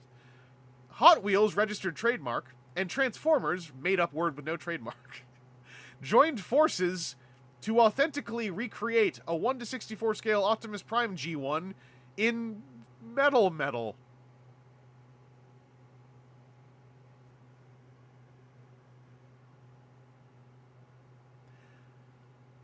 This transforming collector piece comes with full graphics, on top of the red and blue Spectraflame paint. And Real Riders custom wheels. Yeah, that part does feel really... Hearing Autobots roll out will be top of mind while admiring this robot in disguise. You did ChatGPT this, didn't you? Who the hell says top of mind?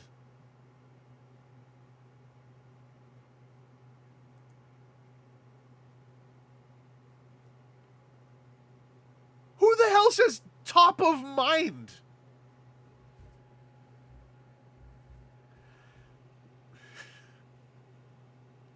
Also the part where it's made of metal. Y'all gonna charge $80 for this? You can't even hire a copywriter. You know what? This went from being a justifiably $50 toy to a justifiably $40 toy. Because it seems they didn't even pay someone to write that. It seems like they just had... a spell checker spit some words out. The metal will be top of mind. Inspired by the entertainment. That's right. You know what? I like the box now. That legit reads like a knockoff. That's amazing. I'm gonna stand this toy so hard. Insufferable. I will not hear a single slight word about... I will not have top of mind a single slighted word about this towering robot made of metal.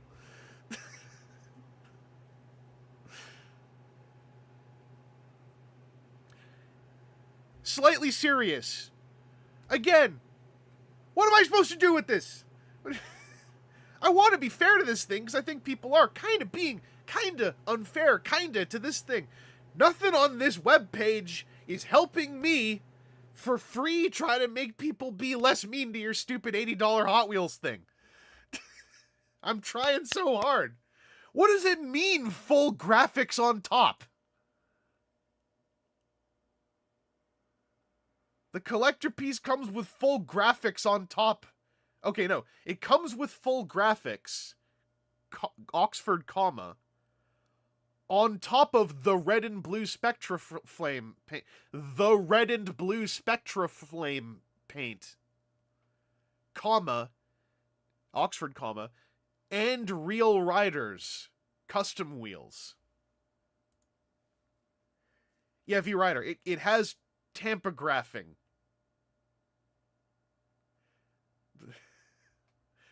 It took two of us to make sense of that part. It took two whole humans working in tandem, accidentally even, to make sense of that. The lack of frigging commas. The part... Do y'all see the part? This is the worst part. I glazed past this a little bit. The Optimus Prime G1 hit shelves in 1984 instantly. They didn't have to ship it. Just appeared on shelves. It hit shelf. They produced that toy so fast, instantly. Got that one right out there. Absolutely embarrassing. No, this word salad doesn't make sense to anybody. This, not to say the predictable thing to say in 2024, but I actually kind of believe it. That they decided to just feed this into a machine instead of paying someone $20 to write the copy for the back of the box.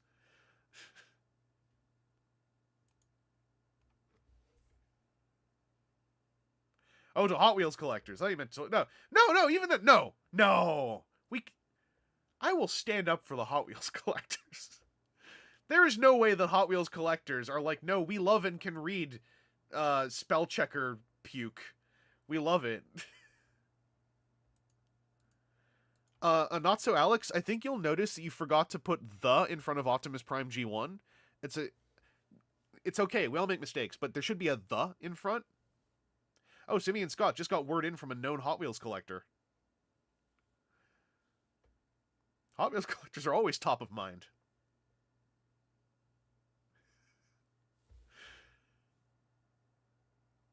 Like, I'm gonna still be fair to this thing.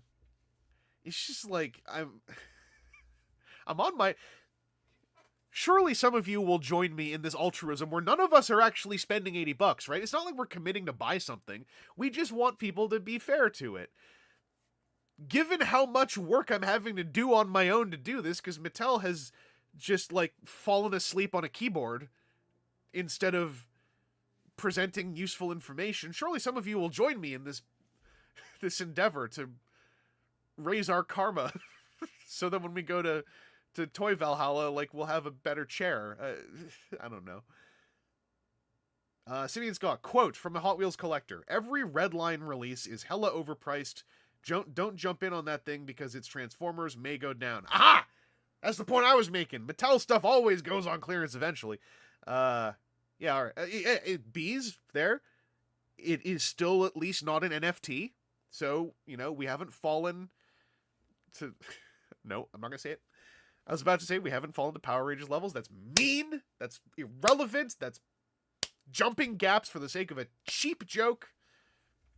Cheap. Don't laugh. I don't deserve anything nice for saying that. Uh, hello. Kai Seu. You are here to say Nautica is best girl. Goodbye.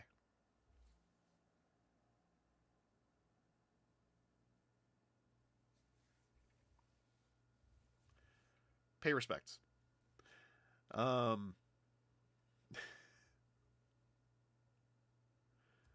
go through the gates and ask Odin, was I top of mind? You know what? They're not making Funko Pop. You know what? Ooh, embarrassing for Transformers. We got 40th anniversary Funko Pops coming out. Whereas we got the scrappy young kids at Mattel making actual transforming Transformers, huh? Don't we all complain about that all the time? Why don't they make Transformers that transform? You know, someone's doing it. Hey, there you go. There are also Funko Pop Optimus Prime NFTs. Exactly. This is more ethical immediately. I mean, I'm sure y'all get it. Like, it's just, I think that there are interesting things to talk about with this where we don't have to commit to also being like, and I'll buy one. Yeah, I saw the Chase Pop buzz.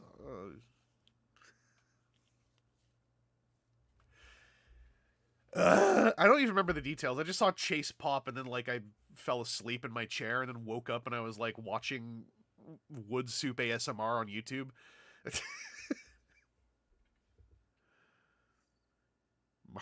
Market. What did they do? Okay, hang on. No, we can just. I don't need to ask you to help me. I am an adult and I can look this up by myself. Okay, that's right here, isn't it? Okay.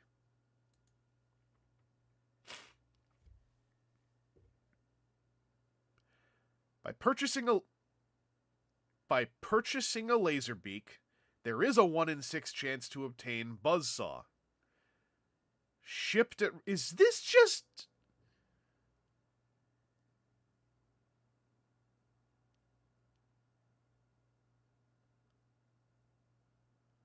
Chase variants are shipped at random. So you have to order it from Funko Pop. And then Funko Pop randomly ship it to people once every 6 times.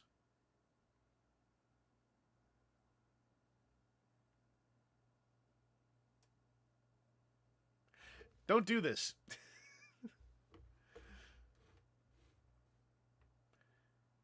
Cypher, I've been told by people in the biz people will absolutely buy 6 to guarantee a chase chance either. That's not how it works. Oh my god. Friggin' Mythic Legion 4 Horsemen, I think I saw 4 Horsemen have to explain that. So, for context, 4 Horsemen did a Mythic Legions thing where they had one pile of like rerun toys and then one pile of more rare other rerun toys, and they made a mystery box with one from each pile. And they showed a grid of all of the toys. There were people on Instagram saying, oh, so if I purchase, and they did the math, they were like, if I purchase 36 mystery boxes, does that mean I get one of each then? And they kind of had to say, like, no. If you buy a bunch, we will try, if we can, to avoid you having doubles. But it's not that you buy as many as there are and you get a different one every time. And I believe I saw 4 Horsemen saying that to people so that people did not think I buy 6 and I get the 1 in 6. Okay, hang on, I missed a bunch in here. So you can barely tell the difference between... Let me take a look. Surely No, I clicked the Amazon link! Stop it. Surely, though. I mean, like, there, that's Buzzsaw. That's like, you can tell, it's just the photo is really stupid, because the photo is taken so you can barely see the part that's colored different. Like, one's gold and one's red. That's just... Like, this photo's like, you can see the difference if you know what you're looking for, but this shot is at an angle that covers the difference. Oh, on the box there, one says Chase and a big sticker. Anyway, what else were we saying in here? I'm off center again.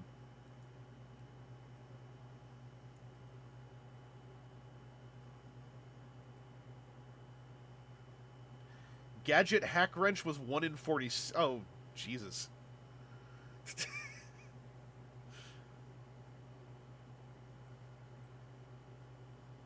Army of Bees. Oh, no. Okay, Army of Bees. You can order via GameStop as well. We had people order full cases to guarantee a chase before, even if pops are 1 in 64. One dude ordered 150 Jack Nicholson Jokers in order to hunt for the chase at my store. I gave the chase to another customer out of spite. You end up getting an... Okay, Dynamo Dave, you end up getting an insane rate of return, so people get refunds on everything except the chase. This seems like this sucks for the retailers.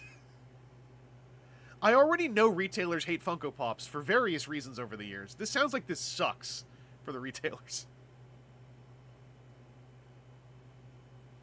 Robot Lorekeeper, my take on gifted Funko Pops is that they're fine. Because, you know, the gifter probably didn't know, and you think of it less as a Funko Pop and more as a gift from a friend. Like, that's my one I have a Funko Pop BoJack Horseman my friend gave me. They knew what they were doing, but I didn't get rid of it because it's a gift from my friend. It's my BoJack Horseman toy. GameStop changed their pre-order policies specifically because of Pops. That's... Yeah. Funko Pops... Here's the thing I remember from a long time ago why Funko Pops suck is... Who were they connected with? Diamond, I think, was the one... It was Diamond or someone else. If you were a comic book store who got toys through Diamond, Diamond would force you to purchase... Not even purchase. Sometimes Diamond would just make you receive Funko Pops. If not, or like force you to purchase some Funko Pops to get other stuff, is what I remember some comic shop places telling me. Basically, like, the distro level forced Funkos into the market even when retailers didn't want them. And that's why some retailers that otherwise should not have had Funko Pops had Funko Pops.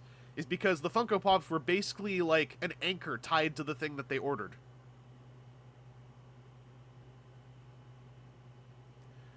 But there's so many things. The thing about Funko Pops is even now, I don't feel good looking someone in the eye who says, I like my Funko Pops, and saying, you're wrong, because they're not. And I always want to leave the room for someone to enjoy their Funko Pops, because it's unfair to make someone not enjoy their Funko Pops, because at the end of the day, they're just a merch product, and people are allowed to enjoy that. So I always like to try to thread the needle a bit of, like, a lot about this product is really ugly. There are a lot of very ugly things about this product that have nothing to do with whether or not you enjoy it, nor does it mean you have to stop buying them necessarily. One of these things, the landfill thing, is actually if you are buying them, you're doing the world a favor, because you're preventing those ones from going into a landfill. My biggest issue with them off the top of my head has always been that these things, I think, devalued the art toy community tenfold by mass-producing the pop vinyl, essentially mass-producing the bear brick, mass-producing what used to be the core of, like, a lot of early art toys. Some might say, oh, they forced the art toy world to evolve, and it's like, okay, did the art toy world need to evolve? Like, does the art toy world... It's the art toy world. Nor do I think Funko Pops caused any evolution.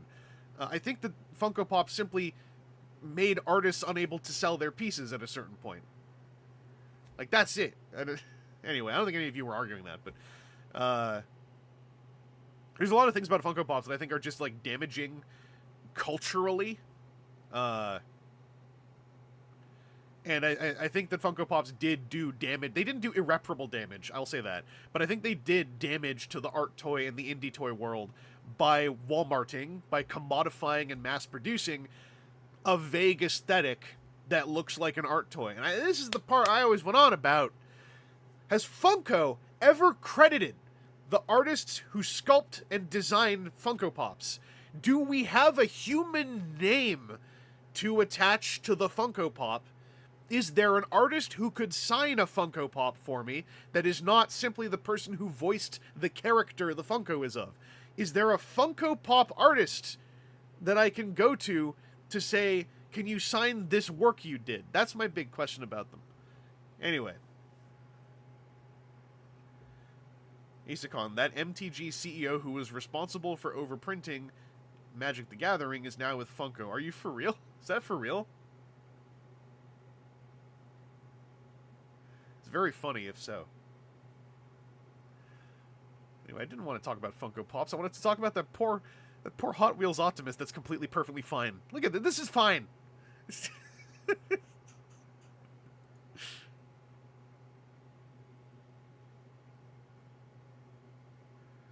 Musamon, you remember the person who designed the SU Pops posting about them to their social medias. Okay, I have never heard of a human being attributed to Funko Pops. So, that's good. That's a really good thing to hear. Because, doubly so, because Funko Pops present as toy art. Even now. They need to have a human name attached to them. Timu, there is a YouTube video of Funko's design team showing their designs. They gotta surface this stuff twice as hard. They gotta surface this stuff. Anyway, I went on a very short tangent. This is the here. By the way, for those who didn't see it, the designer of Hot Wheels Optimus has an Instagram page and has posted about Hot Wheels Optimus. This is the prototype that was printed. This is how it transforms. It transforms like Optimus Prime. I don't think this is, like, going to be that shocking, but just in case. It's really bewildering to look at. I'm just going to leave that running.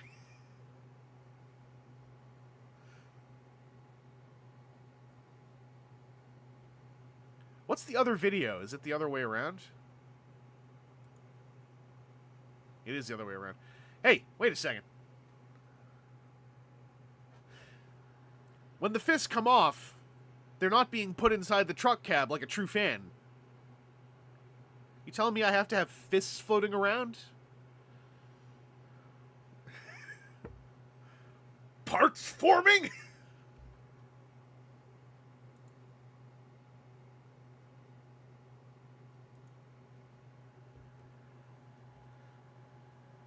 Parts forming! Alright, I gotta turn the music on.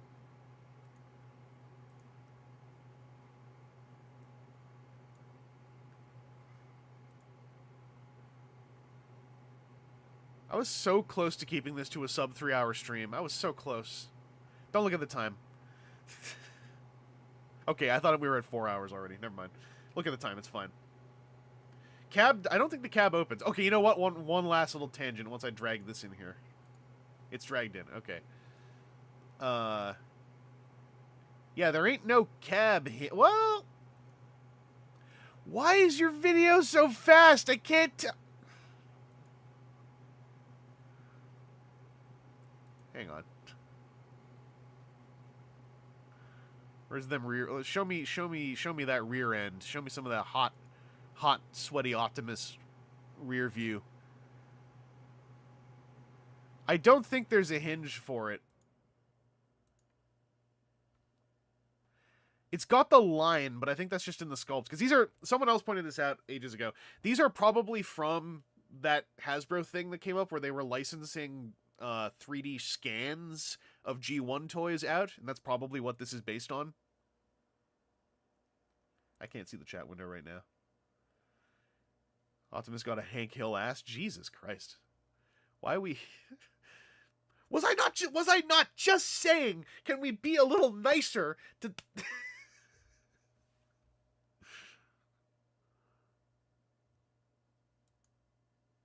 By the way, I only just now noticed there's a picture with number measurements of how big it is. So right there you go. But no, I don't think that the cab opens because I don't see anything other than a seam line that could just be sculpted in from the 3D scan.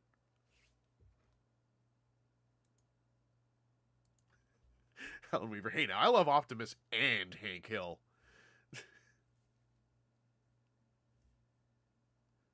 I don't have an ass.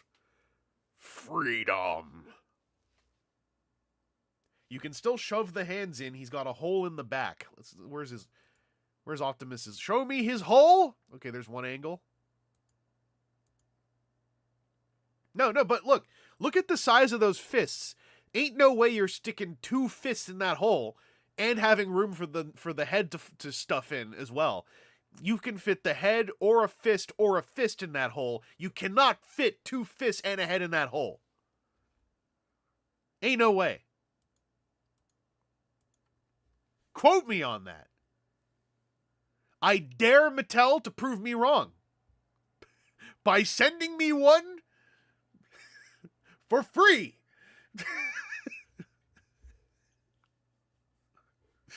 Am I good at this? Am I a good person? Am I good at this? Am I good at sponsors? New episode of Prototype Playtime. They send one to me, and they're like, you can't do anything except put the fists in the chest, and then you send it back immediately.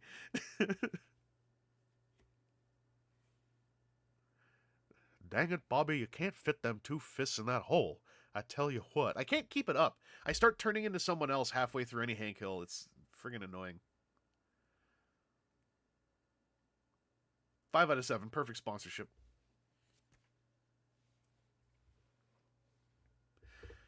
There's no way they're gonna... They have to navigate through a 3.5-hour stream to the end where I spend 20 minutes yelling about them being incompetent and using ChatGPT. And then at the end, they're like, this guy makes a point. We better send him one. Yeah, that hole's only big enough for the head. Picky Peas is on this. It's got a head like a hole. That's right, Army of Bees. Black is your soul. I'd rather die than give them control. Oh, Sideswipe Prime! Hang on. I think I can pull the actual picture into this browser window. There we go. Read... Hang on. I'll do one more read through.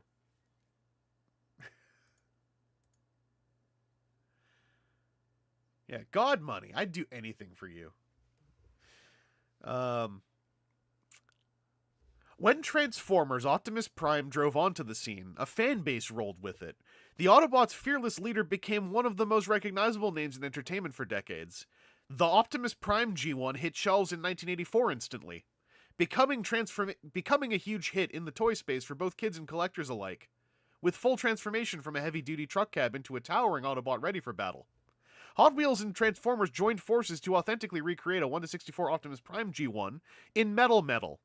This transforming collector piece comes with full graphics, on top of the red and blue Spectraflame paint, and Real Riders custom wheels. Hearing Autobots roll out will be top of mind, while admiring this robot in disguise. Rereading it in Optimus Prime's voice will be the extra life goal. Damn it, Bobby, you can't go shoving fists. I can't keep it up! Ugh! Mad. Yeah, Sideswipe Prime. Maybe you weren't there when I said this. So I was saying, justifiable $50 toy with like $30 of stupid packaging.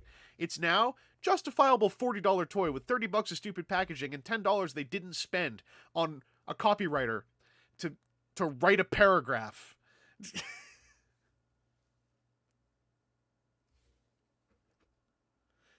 Also, yeah, Marindex, I noticed that too when I read this the first time. Transformers and Optimus Prime and Autobots, not trademarked. Hot Wheels, Spectraflame, and Real Riders, trademarked. Yeah, I'm going to say it. I don't know if it's ChatGPT. It probably was because that's the one people use like Kleenex, but some kind of spell checker puked this out. Prove me wrong. Show me who wrote this. Have them take credit for this.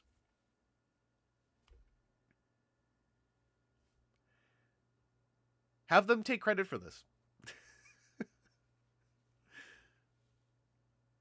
Robot Lurker, his Mega Late Map the stream was totally top of mind. But yeah, I actually, I agree. I think this was generated text. It wasn't written, it was generated text. If I'm wrong, then show me. Like, show me who wrote it. Have them identify themselves. I mean, a Mattel exec using predictive text on their phone, basically on par with using a generative text puker. I got friends and family who work in writing, so I'm allowed to be super mean to that stuff. I should just leave this up. Anyway. I'll take a redacted sip.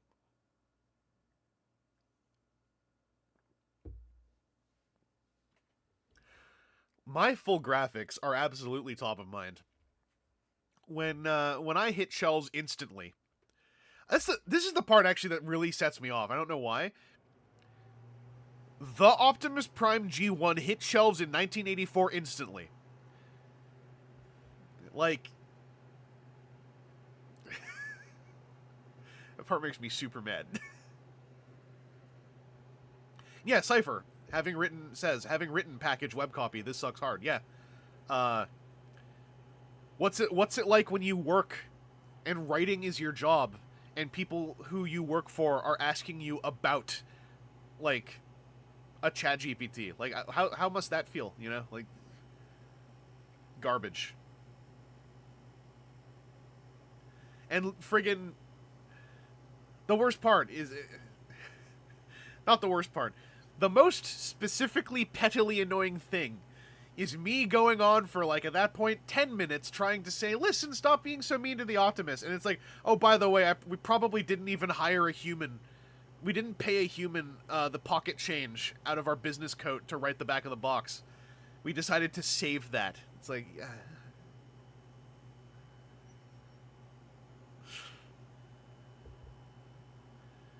Yeah, Optimus Prime parentheses G1 reeks of lifted text off the wiki. Cypher is a very good point. The part where it's the Optimus Prime. Yeah, thank you, Wave. So we got to spell that correctly.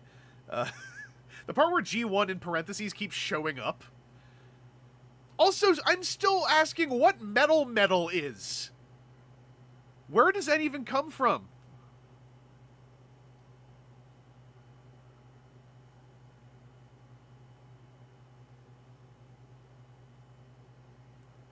Friggin' metal. Yeah, Marindex. Imagine if they had just gone with G1 Convoy as a proper name. That would have been great. Also, they say the toy transforms. They use the verb transform. FYI. Secret Kamen Rider double crossover. It's not a real form!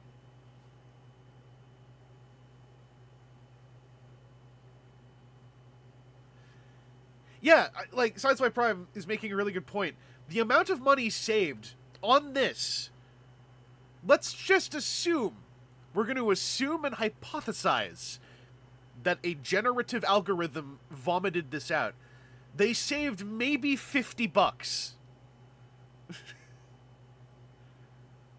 Absolutely pathetic.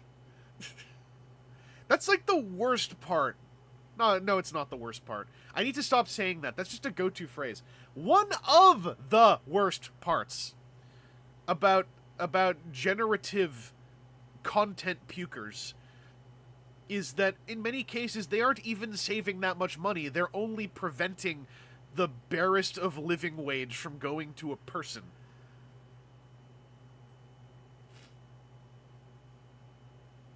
Oh yeah, I guess if they fired the copywriter and didn't have to pay his health insurance, that's more than $50. That's true. That's true.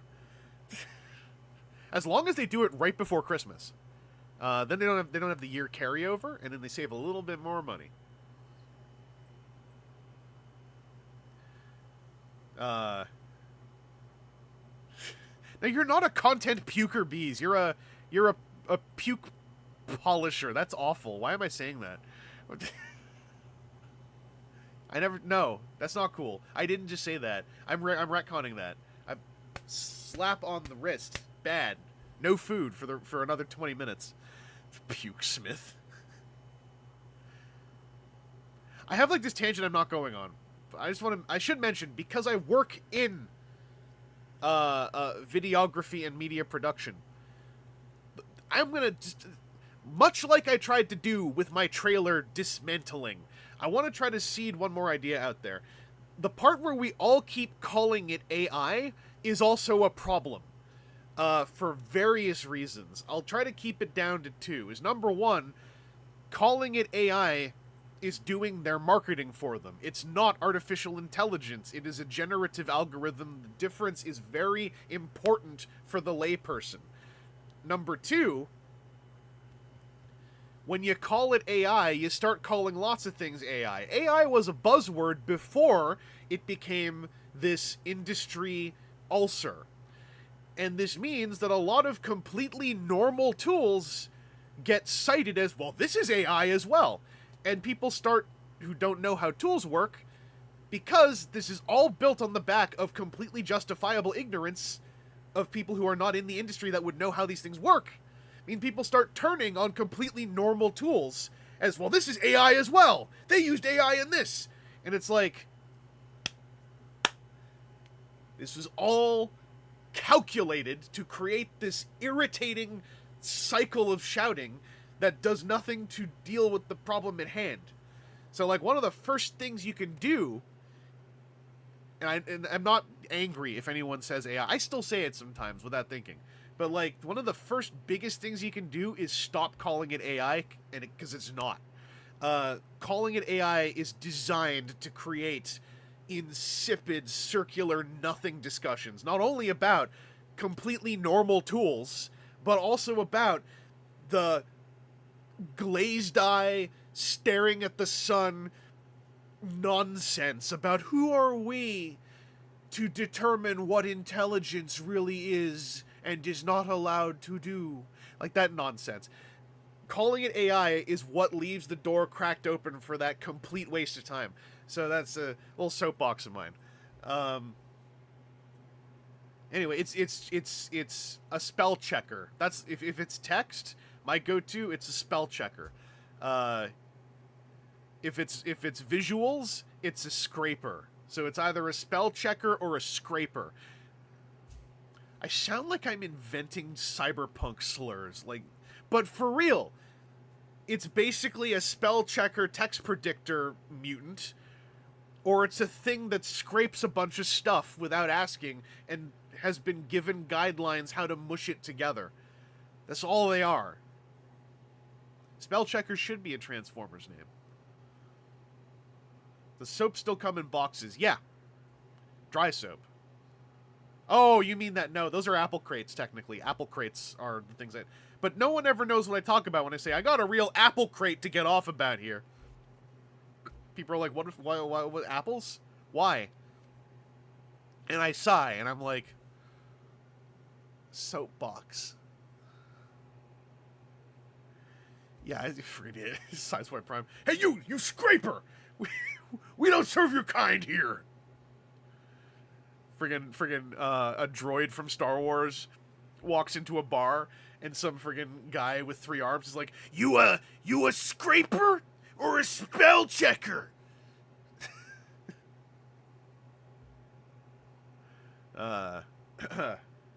Anyway, that's my little thing I implore to all of you. Please become allies of me in stopping calling it artificial intelligence, because it helps erase 2 of the most irritating circular nothing arguments. Because, as I saw mentioned before, tools that can be called AI now that the word doesn't mean anything include the bespoke tool that was used on the Spider-Verse films to do all the stuff that I can't even remember off the top of my head. Or Brickignize, which Cypher uses every day. There are plugins you can buy for Final Cut, like a better green screen plugin that uses a lot of the zoom and this stuff behind me things to better track what the edges are. By the way, all these plugins, another reason why these are fine, they don't do the work. They do part of the work, but require human input, and the output requires human cleanup. And that's, again, another huge difference. Technically, if you want to... No, I'm not going to do it. Okay. This is not an argument for anything, but this is to arm you all. For the sake of being able to function as long as this nonsense is still floating around.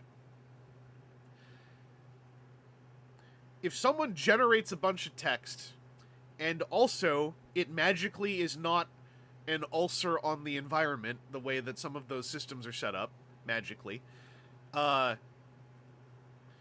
it could be used to generate something that is then cleaned up. Part of the problem is how fast it skipped the step and was like, we'll just use what it pukes out. And the part about, the ulcer on the environment. This also applies to the scrapers. The other big problem, on a base level, ignoring all the usual arguments, is the simple lack of oversight.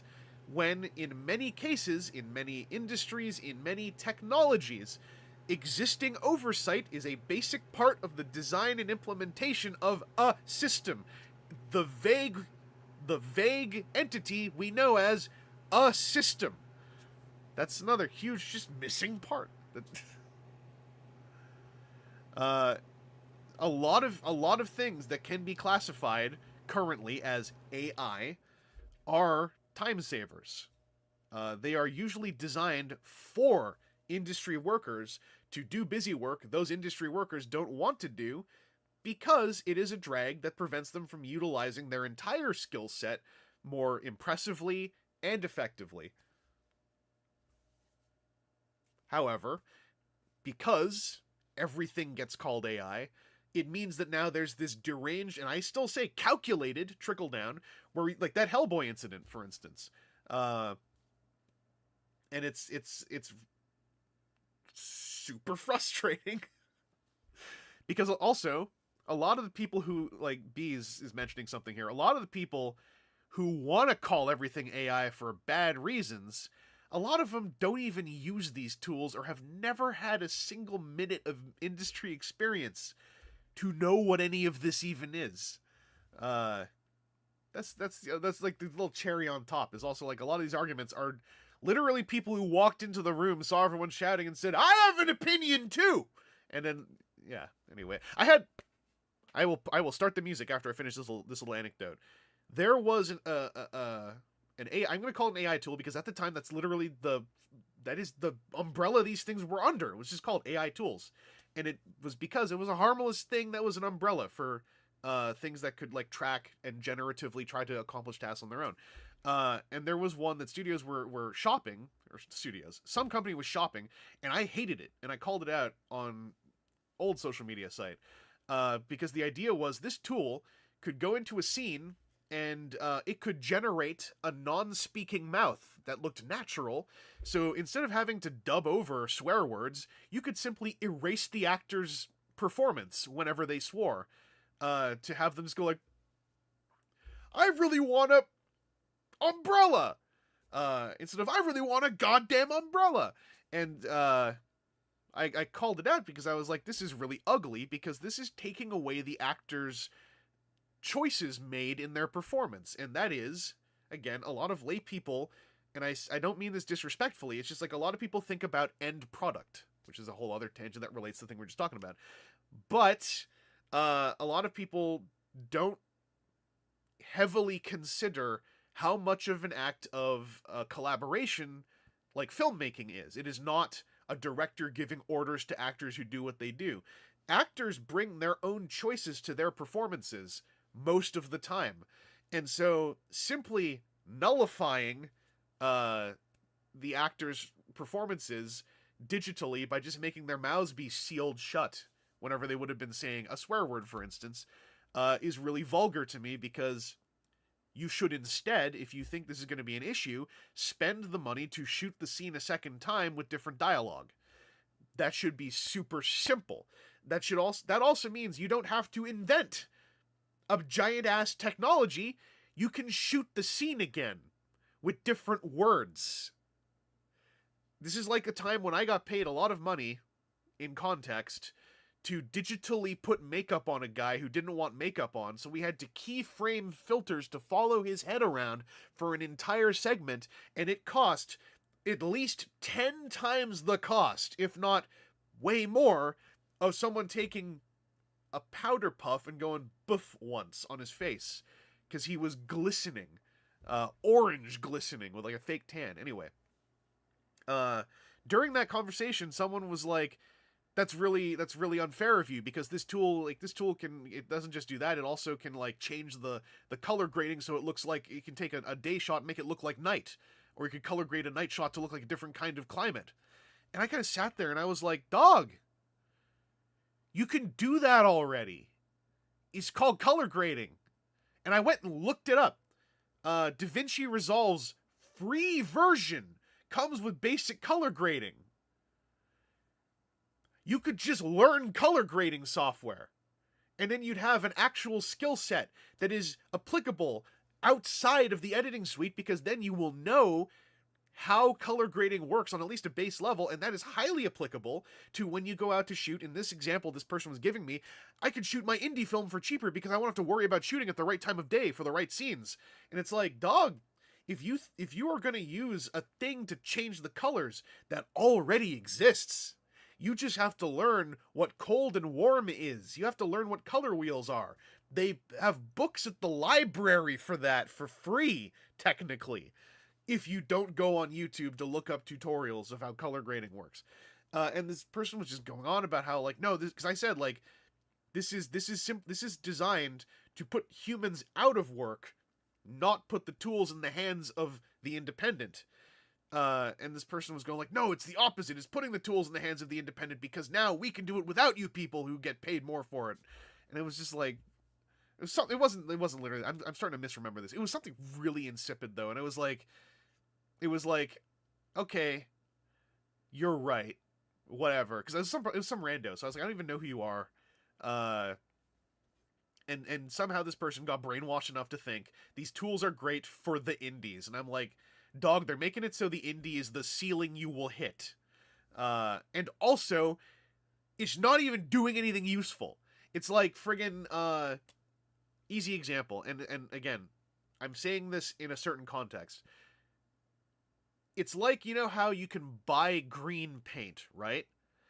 And that's fine. Sometimes you want green paint.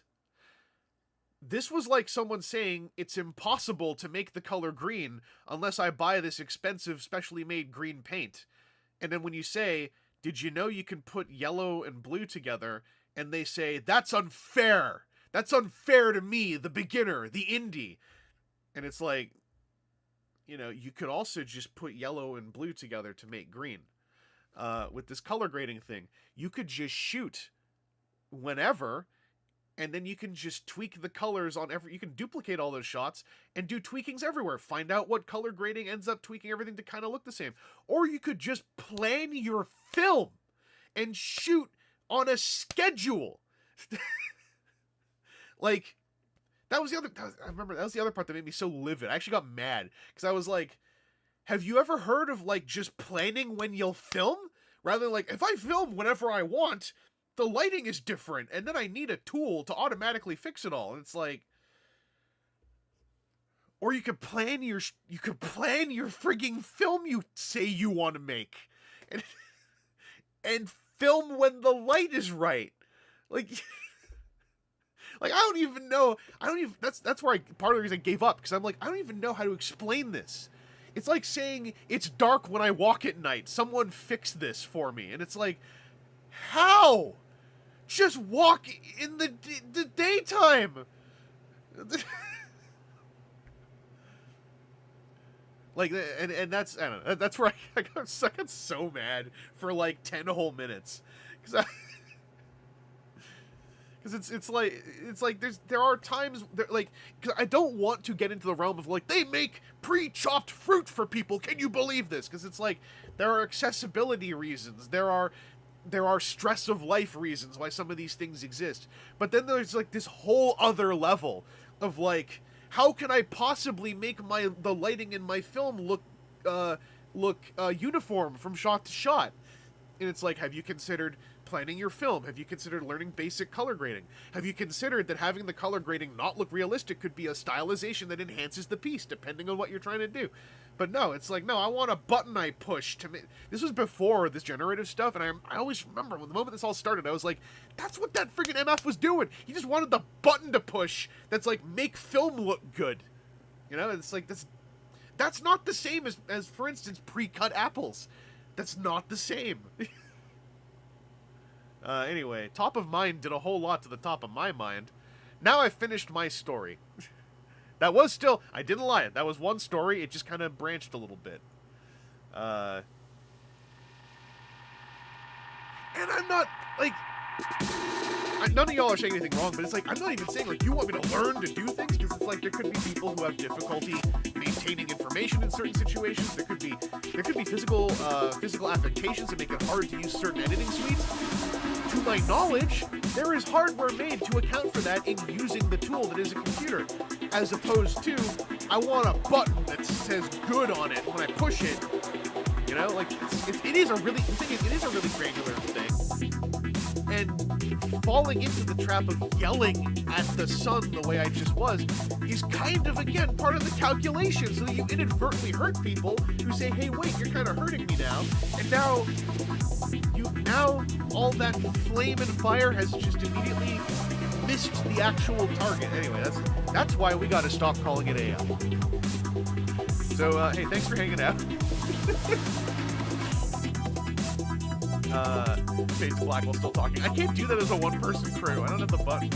But, thanks for hanging out. I'm gonna try to do some kind of stream on Thursday. Probably Elden Ring, but, you know, most likely Elden Ring, because I can't do that for the rest of the month. Because I'm gonna be out west without my gaming rig. And yeah, I should probably more formally do talks like this in a more formal way. It's just that, like, I'm a very person who does this when they get into it. Anyway, catch y'all later. Stay safe out there. Hydrate and try to eat some fruit if you can. The fiber's good for you. 2 fistfuls of fresh fruit a day is actually really healthy. Most people don't know that, apparently. I didn't. My diabetes specialist told me that a couple months ago. I'm still thinking about it. Oh, and don't let your teeth touch. Your teeth aren't supposed to touch when you're not eating. True. It's true.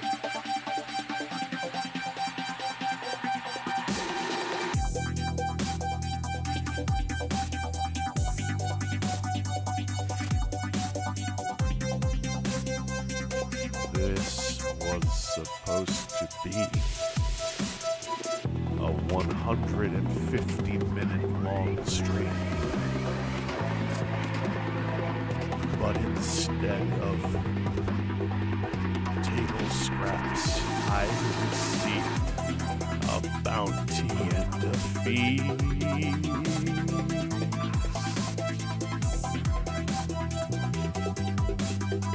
Give me more.